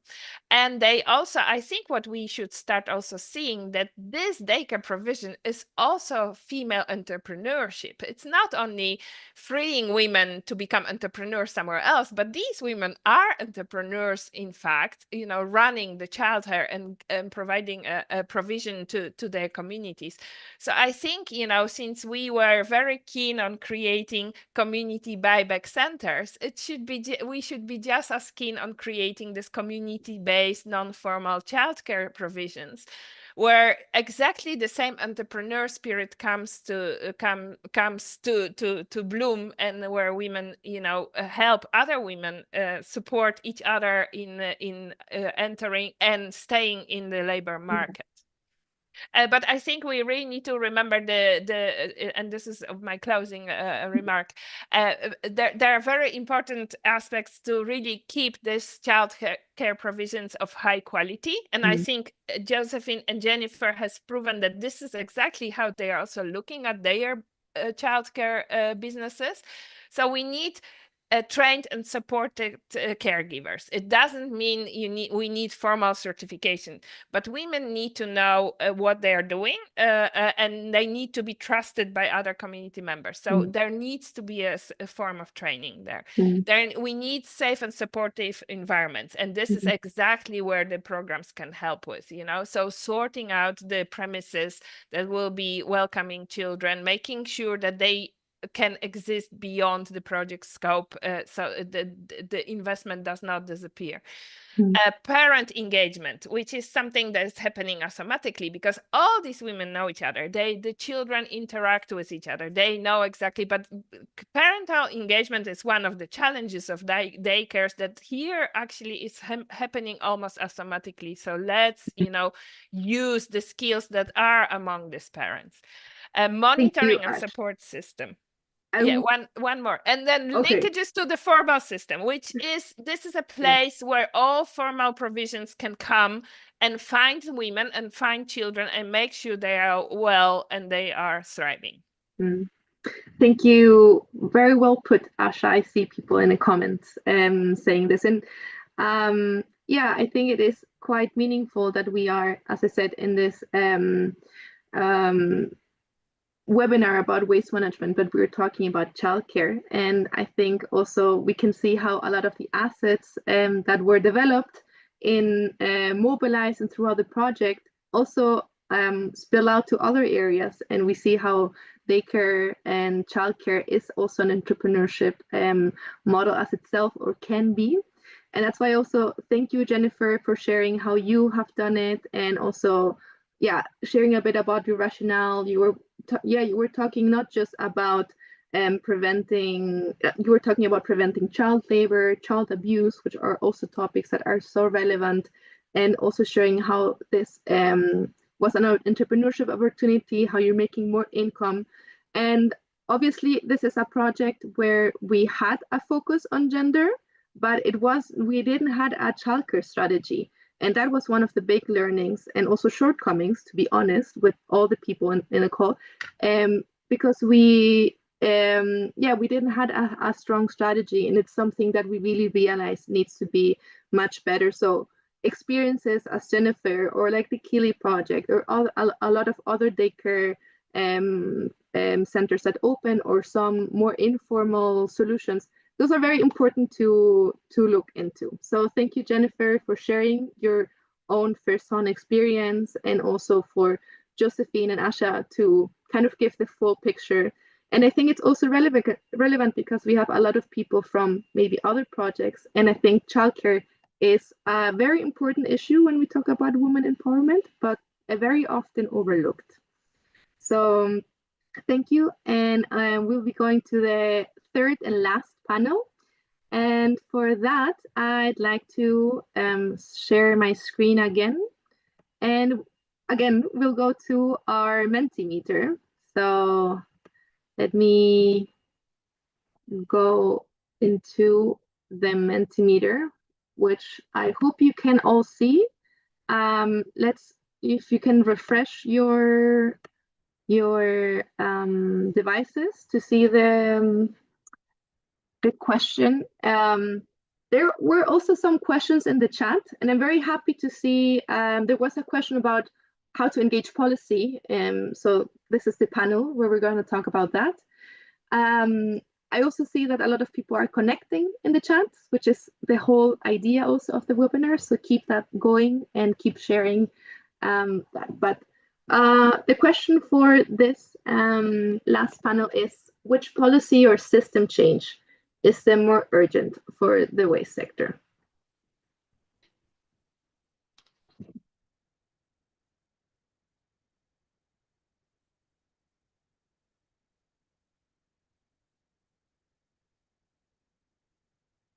We're going to wait for some answers to come in.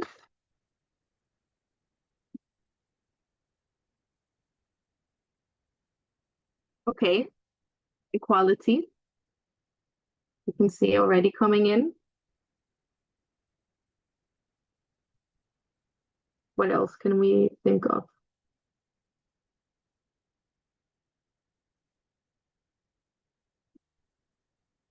Enforcing the current policies. I think that is maybe also a big aspect. I know that in Kenya also recently, there have been a lot of changes in policy in the in different areas, but they're not necessarily implemented as they were played out. So that is one of the big challenges, to maybe more than changing the policy is implementing it.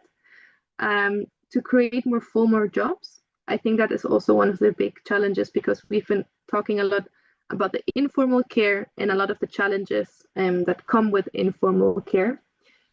Job creation, which is very similar to that. Women's economic empowerment, I see the spillover from the last panel into this panel. So obviously there are a lot of policies more specifically targeted at women that maybe are more in an inception phase. Youth employment, support companies, access to microfinance. I see also the overlap with first panel, where we're talking about the lack of financing, and strengthening maybe the circular economy, which is something that is very much in the center of what we're talking, but maybe the policies are not as developed.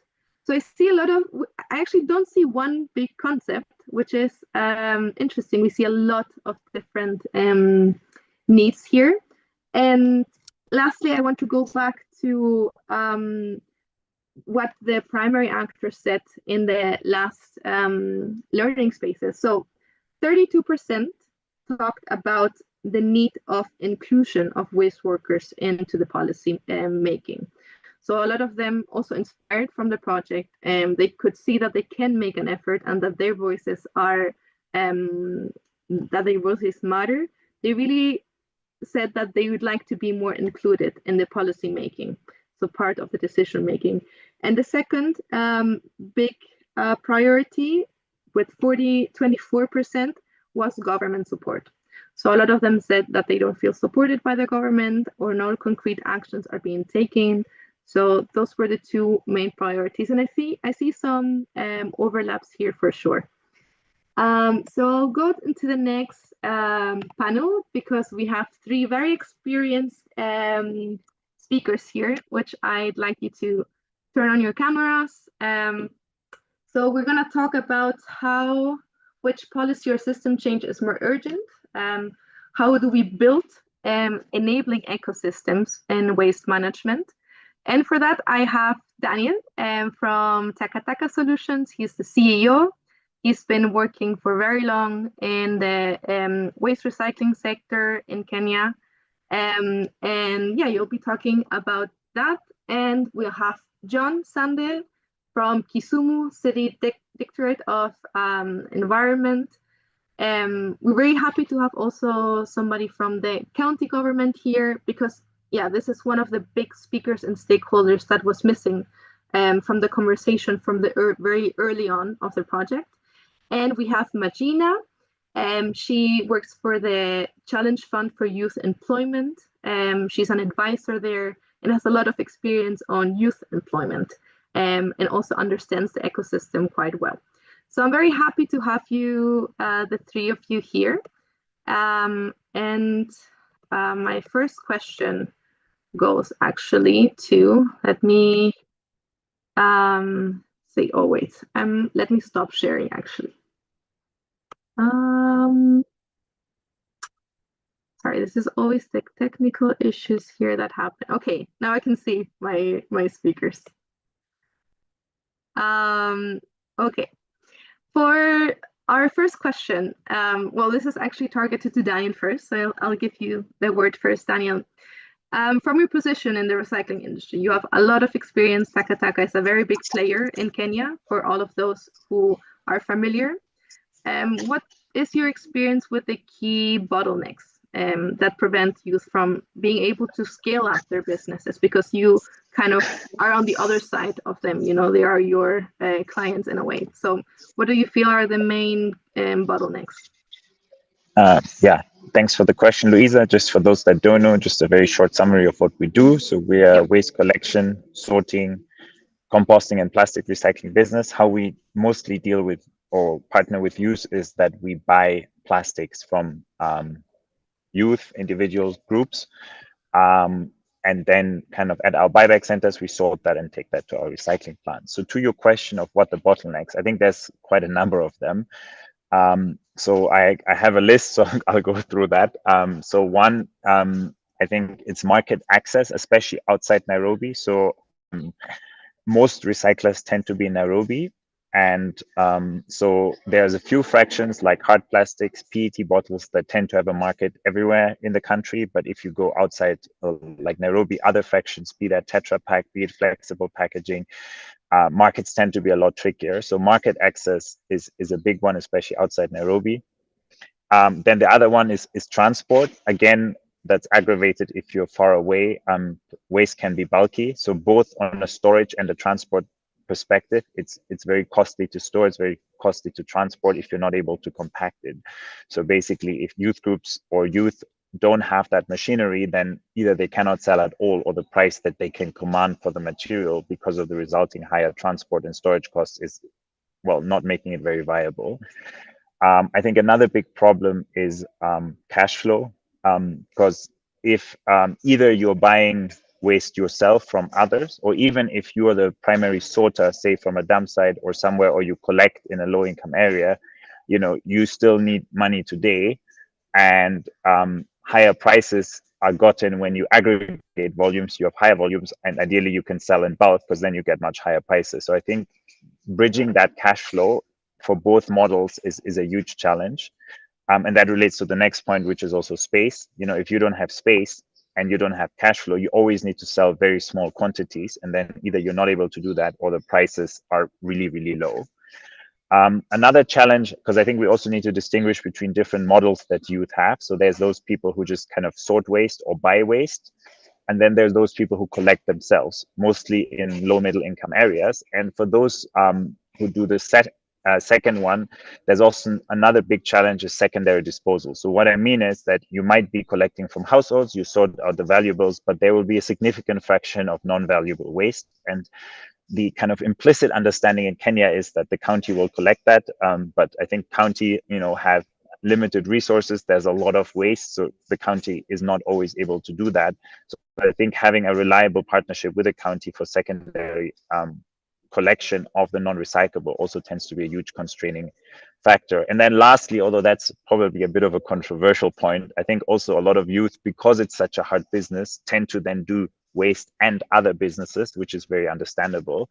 But that at the same time, while being understandable, also kind of then is a distraction that then sometimes leads to the focus on waste not being 100%. And then that's another reason why then businesses don't scale. So I think that's my initial list to start the conversation with. I think it's very comprehensive and very concrete list also. And I think a lot of the things that you mentioned also resonate with the things that we have been talking about in the other panels, like about access to funding and a little bit about the other bottlenecks. Some of them also new. Obviously, you have more specific knowledge there. And maybe this is a moment also to hand over to John. You are a bit on the other side of this system in a way, because you are representing here the county government, and we also know that it wasn't really part of the project from very early on to involve stakeholders from the county government, but it became very much a necessity. So my question for John is, how has the Waste to Work project influenced the Kisumu County's thinking about the policies around waste workers? And also looking forward, what policy shift do you think is most important and more needed for enabling the environment for these younger entrepreneurs? So the floor is for you, John. You have to unmute yourself. Sorry. Yes, there you go. Is that okay? Thank you, Lisa. Apologies, I sort of have a sore throat, so my voice may not be very clear, but I'll try as much as possible to be audible. First, let me appreciate this opportunity. It's a privilege, it's an honor to join this conversation. As Kisumu, I think we are among the pioneers in terms of putting in place a strategy for waste to work. And this can be traced way back to 2005, when with the help of UN Habitat, we developed a strategic document known as the Kisumu Integrated Solid Waste Management Plan. It was a 10-year plan, 2005 to 2015. And one of the philosophies behind this plan in our local Kiswahili language was called Taka ni Pesa. Translated into English, it means waste is wealth. So you can see as way back when we began our perspective of looking at waste as well. In 2015, we reviewed the plan just to strengthen and sharpen the focus so that we're able to have involvement of bigger groups. So then moving forward, we've had partners coming in because we had now a strategic document to anchor the Waste to Work programs. And in 2022, we had an experiment. I think that was the turning point for us. We had an experiment supported by UN Habitat, one of the national NGOs based in Nairobi. And this is when we operationalized our first material recycling facility, the MRF, called Maendeleo. This for us was when we took the bigger leap to start engaging with private sector, because we had now come to a firm realization that the most sustainable management of waste would be when we look at waste as an enterprise. So the success of that project opened doors for more projects, including Waste2Work for VSO, because now we had a very good platform where we could engage with more partners, and VSO came on board with the Waste2Work project, and we had a complete paradigm shift from looking at waste. Instead of looking at it as a basic function by the authorities, which is the county government, we looked at it as a partnership between private enterprise and the county government in the form of a private-public partnership. And this was a unique kind of partnership because it was a partnership that really targeted more of a small and micro enterprise to work within the waste sector to maybe provide a good opportunity for the youth and for our women to partake in the waste sector, because it was now very clear that waste was a major resource and that properly managed through innovation by the youth who are passionate and young and they lacked employment opportunities. It was a good opportunity for them to be gainfully employed, but more importantly is transform the sector into a sector that was largely informal, very unsafe, to a sector that was now inclusive, better structured within the MRFs, and just developing certain guidelines that would enable operations within these facilities be more profitable. And very important for us was to now bring waste as a sector onto our table for negotiating for resources as a government. Because as a county, you know, we have many other departments. So when resources come into that big county basket, we have to compete for these resources. And sometimes it is looked at, waste is looked at as a sector which may not be that important in terms of allocation of resources, but becomes very important in terms of safeguarding the public health of the residents of the city. So moving forward from then, this influences our policies and our plans. We are now developing a policy, and the outcome of the Waste2Work has also been very instrumental in us reviewing our policy. Currently, we are reviewing the policy, and there is a very major component of waste actors and partnerships, which is specifically dedicated to looking at how we can bring on board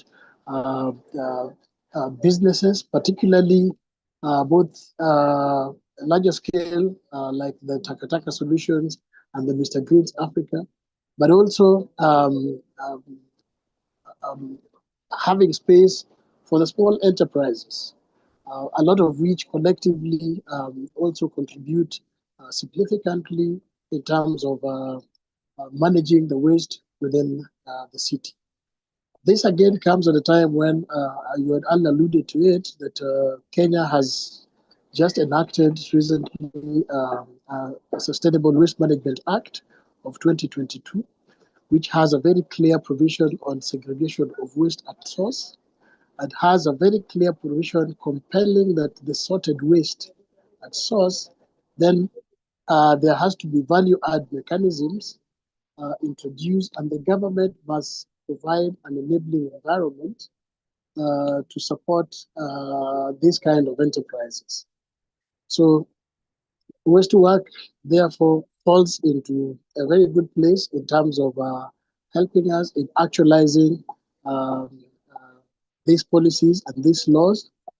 Within our policy, again, we are providing provisions for incentivization for waste segregation and waste enterprise. And as we develop it, because it's still a work in progress, I heard you talk about inclusivity, that one of the concerns of our youth is how do we get them involved and participating actively in formulation of these policies. We are at a stage where we have the zero draft. The next phase is now to bring this zero draft to stakeholders' participation. So there's going to be a very elaborate process of public participation, which is actually enshrined as a conditionality for us in law. So they'll be able to have their input, but I'm happy that the waste enterprise comes up very, very strongly in what we're proposing as a policy for now. And the accompanying Waste Management, County Waste Management Act is also moving alongside the policy, and also has very strong component of supporting waste enterprises within the Kisumu County. Secondly, and that has to do with streamlining our regulatory processes so that they are more coordinated, they are well coordinated, and we also provide space and visibility for the youth groups who are taking part within the waste sector space. You earlier again had mentioned a very important aspect of what is also captured in our policy, the EPR. The regulations are now out. They're enshrined in our Waste Management Act. And at our policy level, we are now organizing this waste space within the county government so that we are able to have the EPR as a policy supporting the local entrepreneurs in terms of having take-back mechanisms for producers whose products have adverse impacts on the environment. So this is an opportunity, again, for the small businesses to ensure that whatever opportunities come with the EPR, first and foremost, will benefit our local communities. And hopefully, within the waste sector, we are able to have these small enterprises grow. Another very important aspect of our policy and our law that is coming up is unlike some counties who are outsourcing waste management services, we are creating a very robust and vibrant entrepreneurial space for all these actors who will have space, particularly for enterprises that lead to value add in the waste sector. We are keen on having all these groups who are in the value chain management to partake of the waste sector and to benefit from the waste sector as opposed to being excluded. And this is where we talk about the inclusivity as our policy within county government, because we believe that the more the merrier, the more the groups we have with proper coordination and regulatory mechanism, we are able to have them benefit from this space. Finally, as I finish, we have the issues of looking at now capacity building for the practitioners again, and creating awareness so that they are aware about the policies and laws that are coming up that guide the sector, and they're also able to attract other partners. I'm glad and I was happy to hear Gladys from SBC. We lead a lot of partnerships with such like organizations so that the groups that are coming in and the groups that we are registering to give them the form on touch are able to also be coordinated to benefit from capacity building. Finally, the county has also invested in construction of MRFs, which we are partnering with community groups, particularly within informal sectors, to run, to have buyback centers. So we are cutting the costs for them for investment in construction of this facility so that they only invest in the soft skills and the business enterprise within the infrastructure. And we are now also having a program of equipping. In this financial year, we have equipped about 2 or 3 of them with plastic crushers and plastic balers to enhance the value addition so that when Mr. Green comes to buy from these aggregation centers, they actually can get value-added products. And here again, we appeal to Mr. Green and Takataka Solution so that we are cutting on the cost of them having to transport raw plastic all the way to Nairobi. They can be very instrumental in training our youth and our women in terms of producing and value adding so that they have products that meet their market demands produced from these facilities that are within the locality. So I think the outcome of the Waste to Work has been very influential to us in terms of shaping our waste management landscape from generally a service to residents to a business opportunity that the residents can now partake of. And we are envisioning a scenario where if we are able to manage the 60% that is organic and manage about 20% to 25% that is recyclables, we probably would be left with about 10 or less percent of waste to manage. So the need for a landfill, which is very expensive and very tedious to manage in terms of environmental sustainability, will be reduced, if not eliminated, and probably will be able to save some of these resources we are using for waste management to use to empower this youth and the entrepreneurs who are within the waste sector. Thank you very much. Thank you, John. And yeah, it is also very inspiring to see how closely you've been working in the project.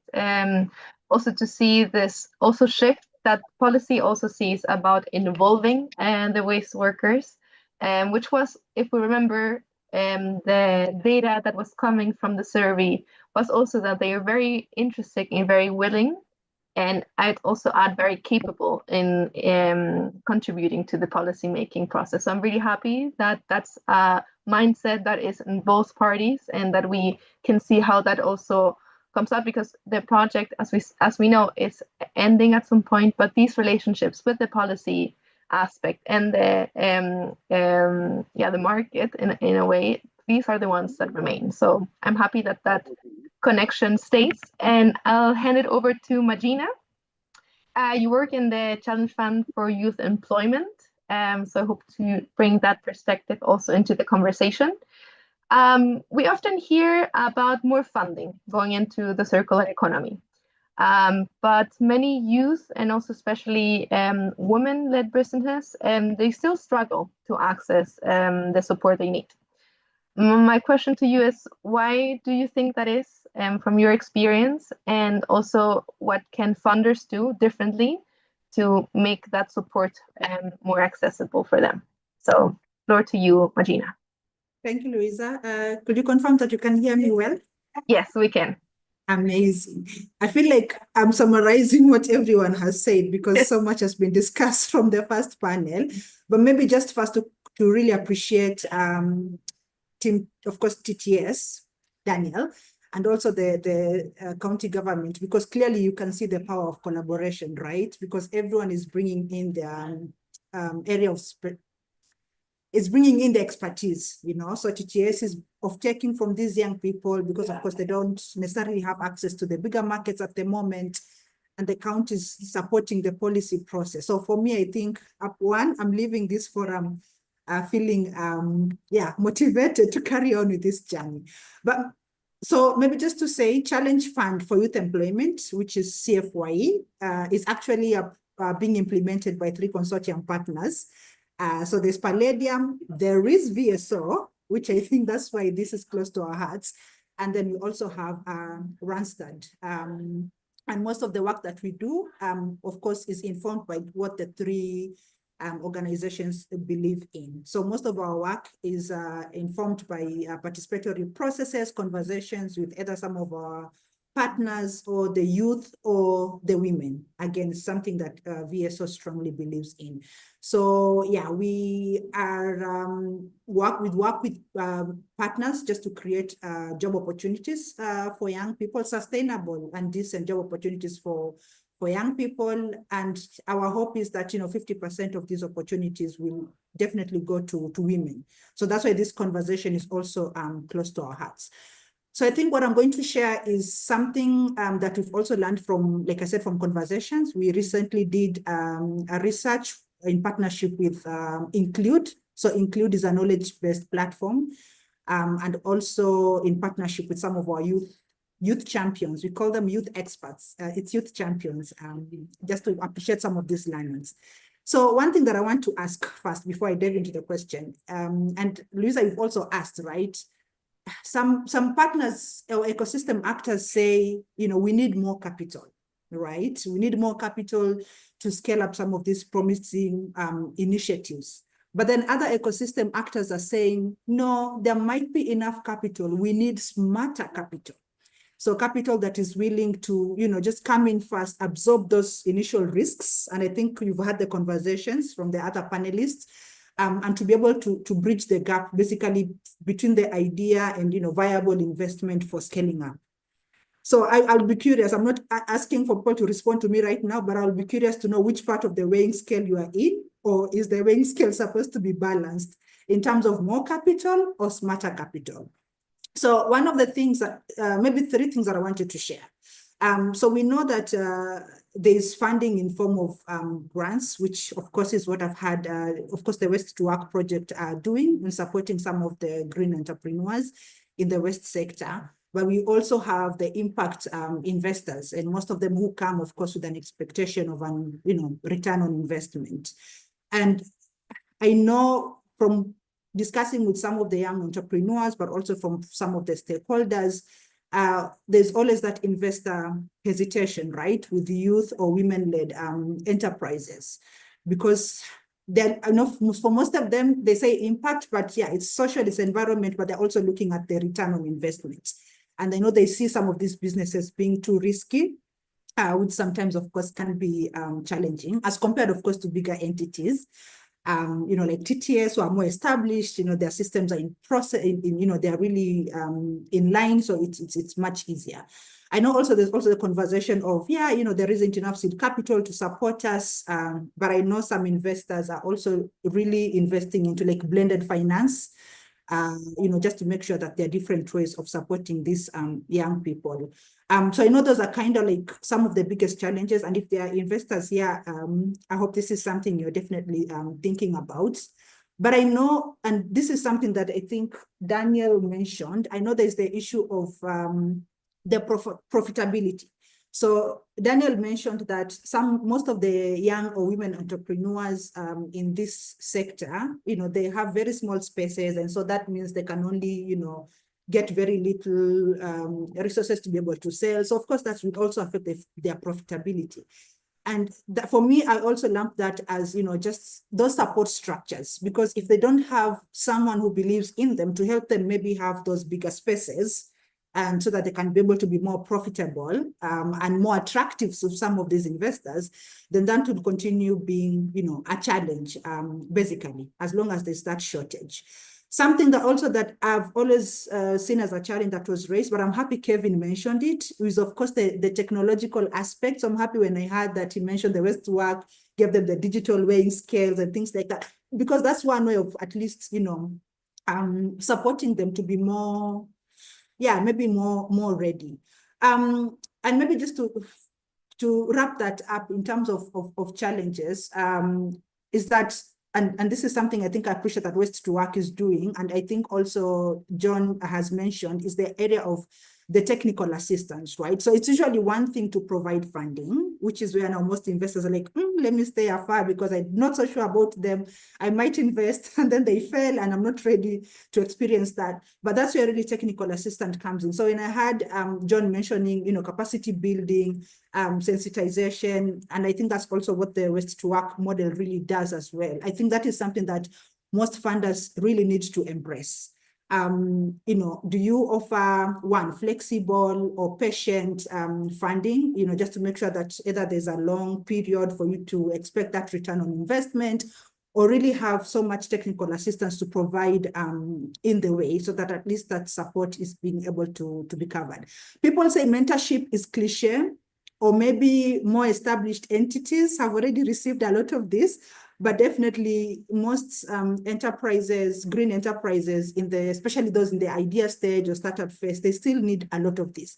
And mentorship doesn't necessarily have to be, it can even just be on the financial front, right? Like if you want to grow, how do we make you investor ready, right? Investment readiness, that means there are things that need to be followed, so that you can make sure that next time you are pitching to an investor or you are receiving a grant, but then of course, nowadays also sometimes grants are milestone based, meaning that you're not given a whole sum, like, here is 1 million Kenyan shillings, go, strengthen your business model. It's given in bits because you need to show that, yes, you can do this. You have been able to surpass this, and then now you get another maybe chunk of money. So all that still needs a lot of mentorship for these young people to be able to get that support. And one thing that we have done through Challenge Fund is because we don't work directly with the young people, but we work through the partners, like I mentioned. And I know TTS, Mr. Green in Kenya have been part of the partners. And we have another partner, for instance, in Uganda, but they do organic waste. And what they have done is supporting these young women entrepreneurs. So these young women entrepreneurs are in Black Soldier fly farming. And what they do is they provide the key resources, right? Like, what do you need? Do you need like the lava to get started? Do you need like maybe a drum to put your organic waste? Do you need training?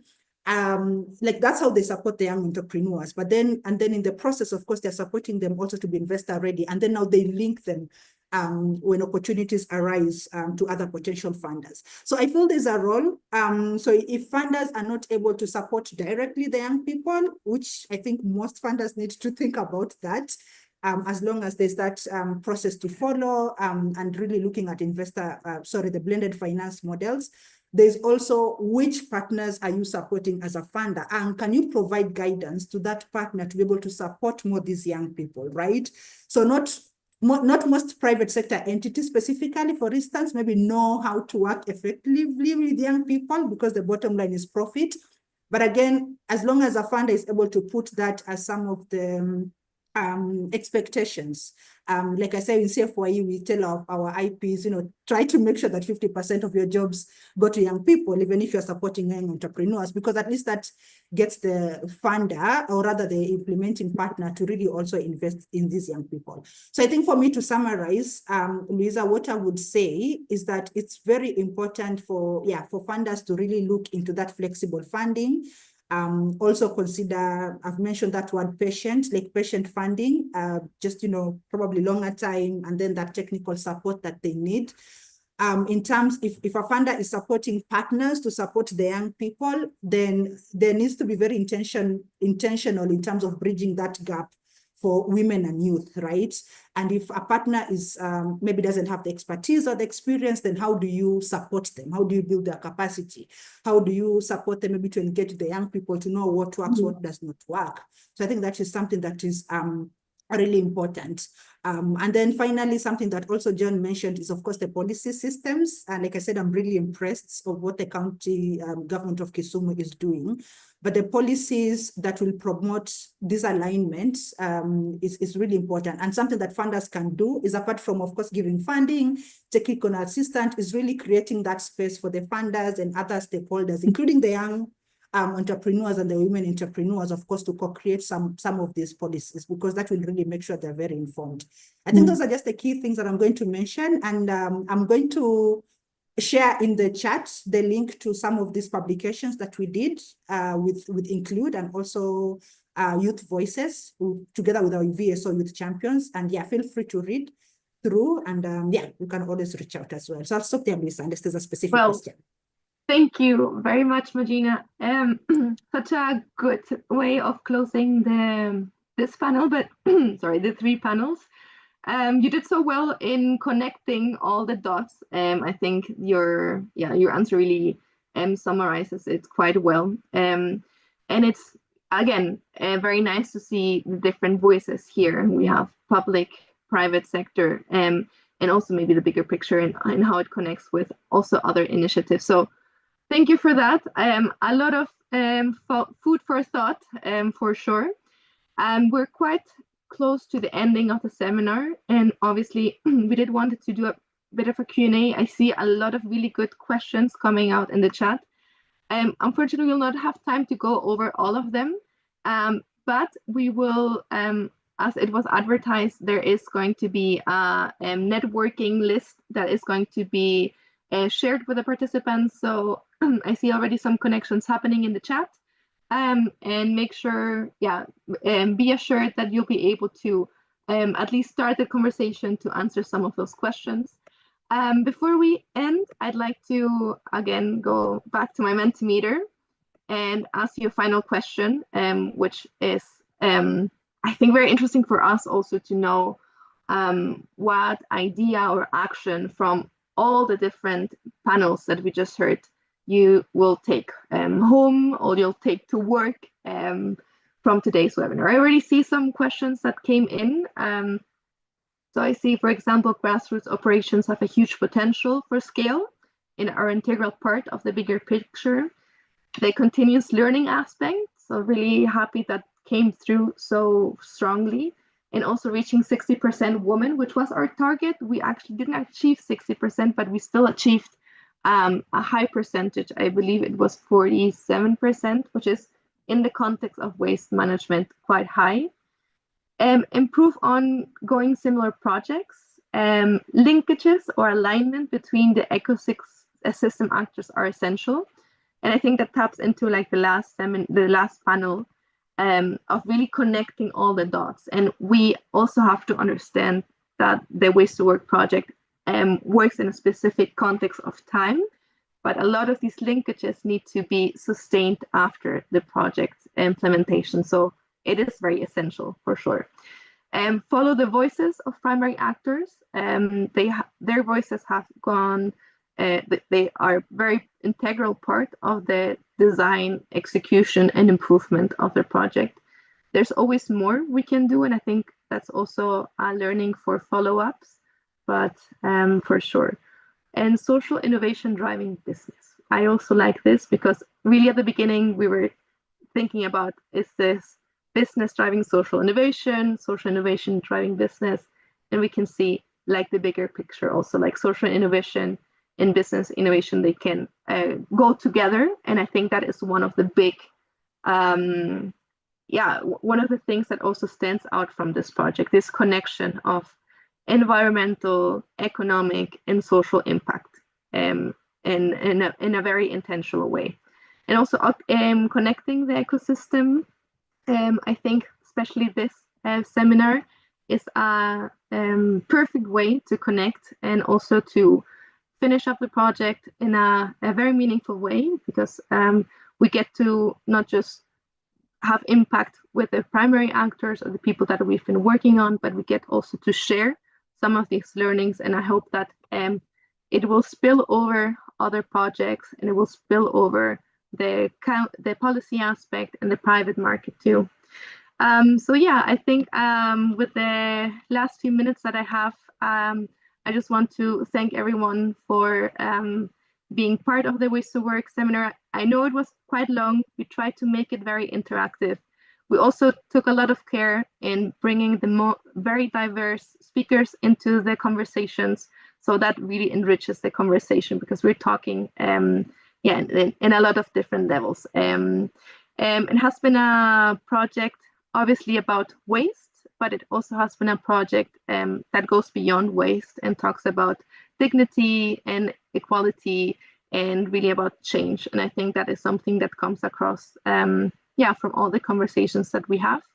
As some of you know, the project is ending and we're really looking forward to a follow-up or expanding or scaling. So any potential for connection and replication obviously is something that we're really keen on to explore more. So I see that also happening in the chat. A special thank you to all the speakers from the different areas. Thank you for taking your time and sharing about your knowledge.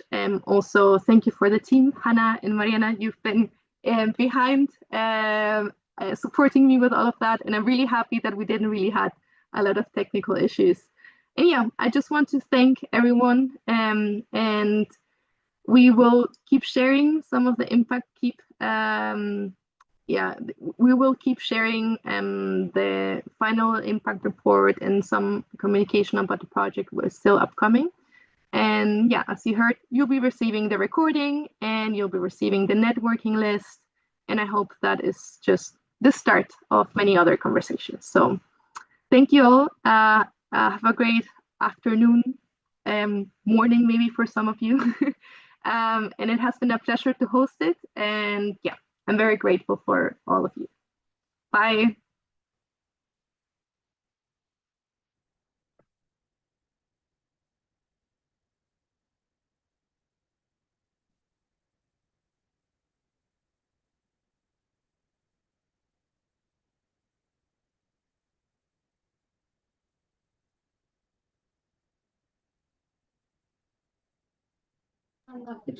Bye-bye.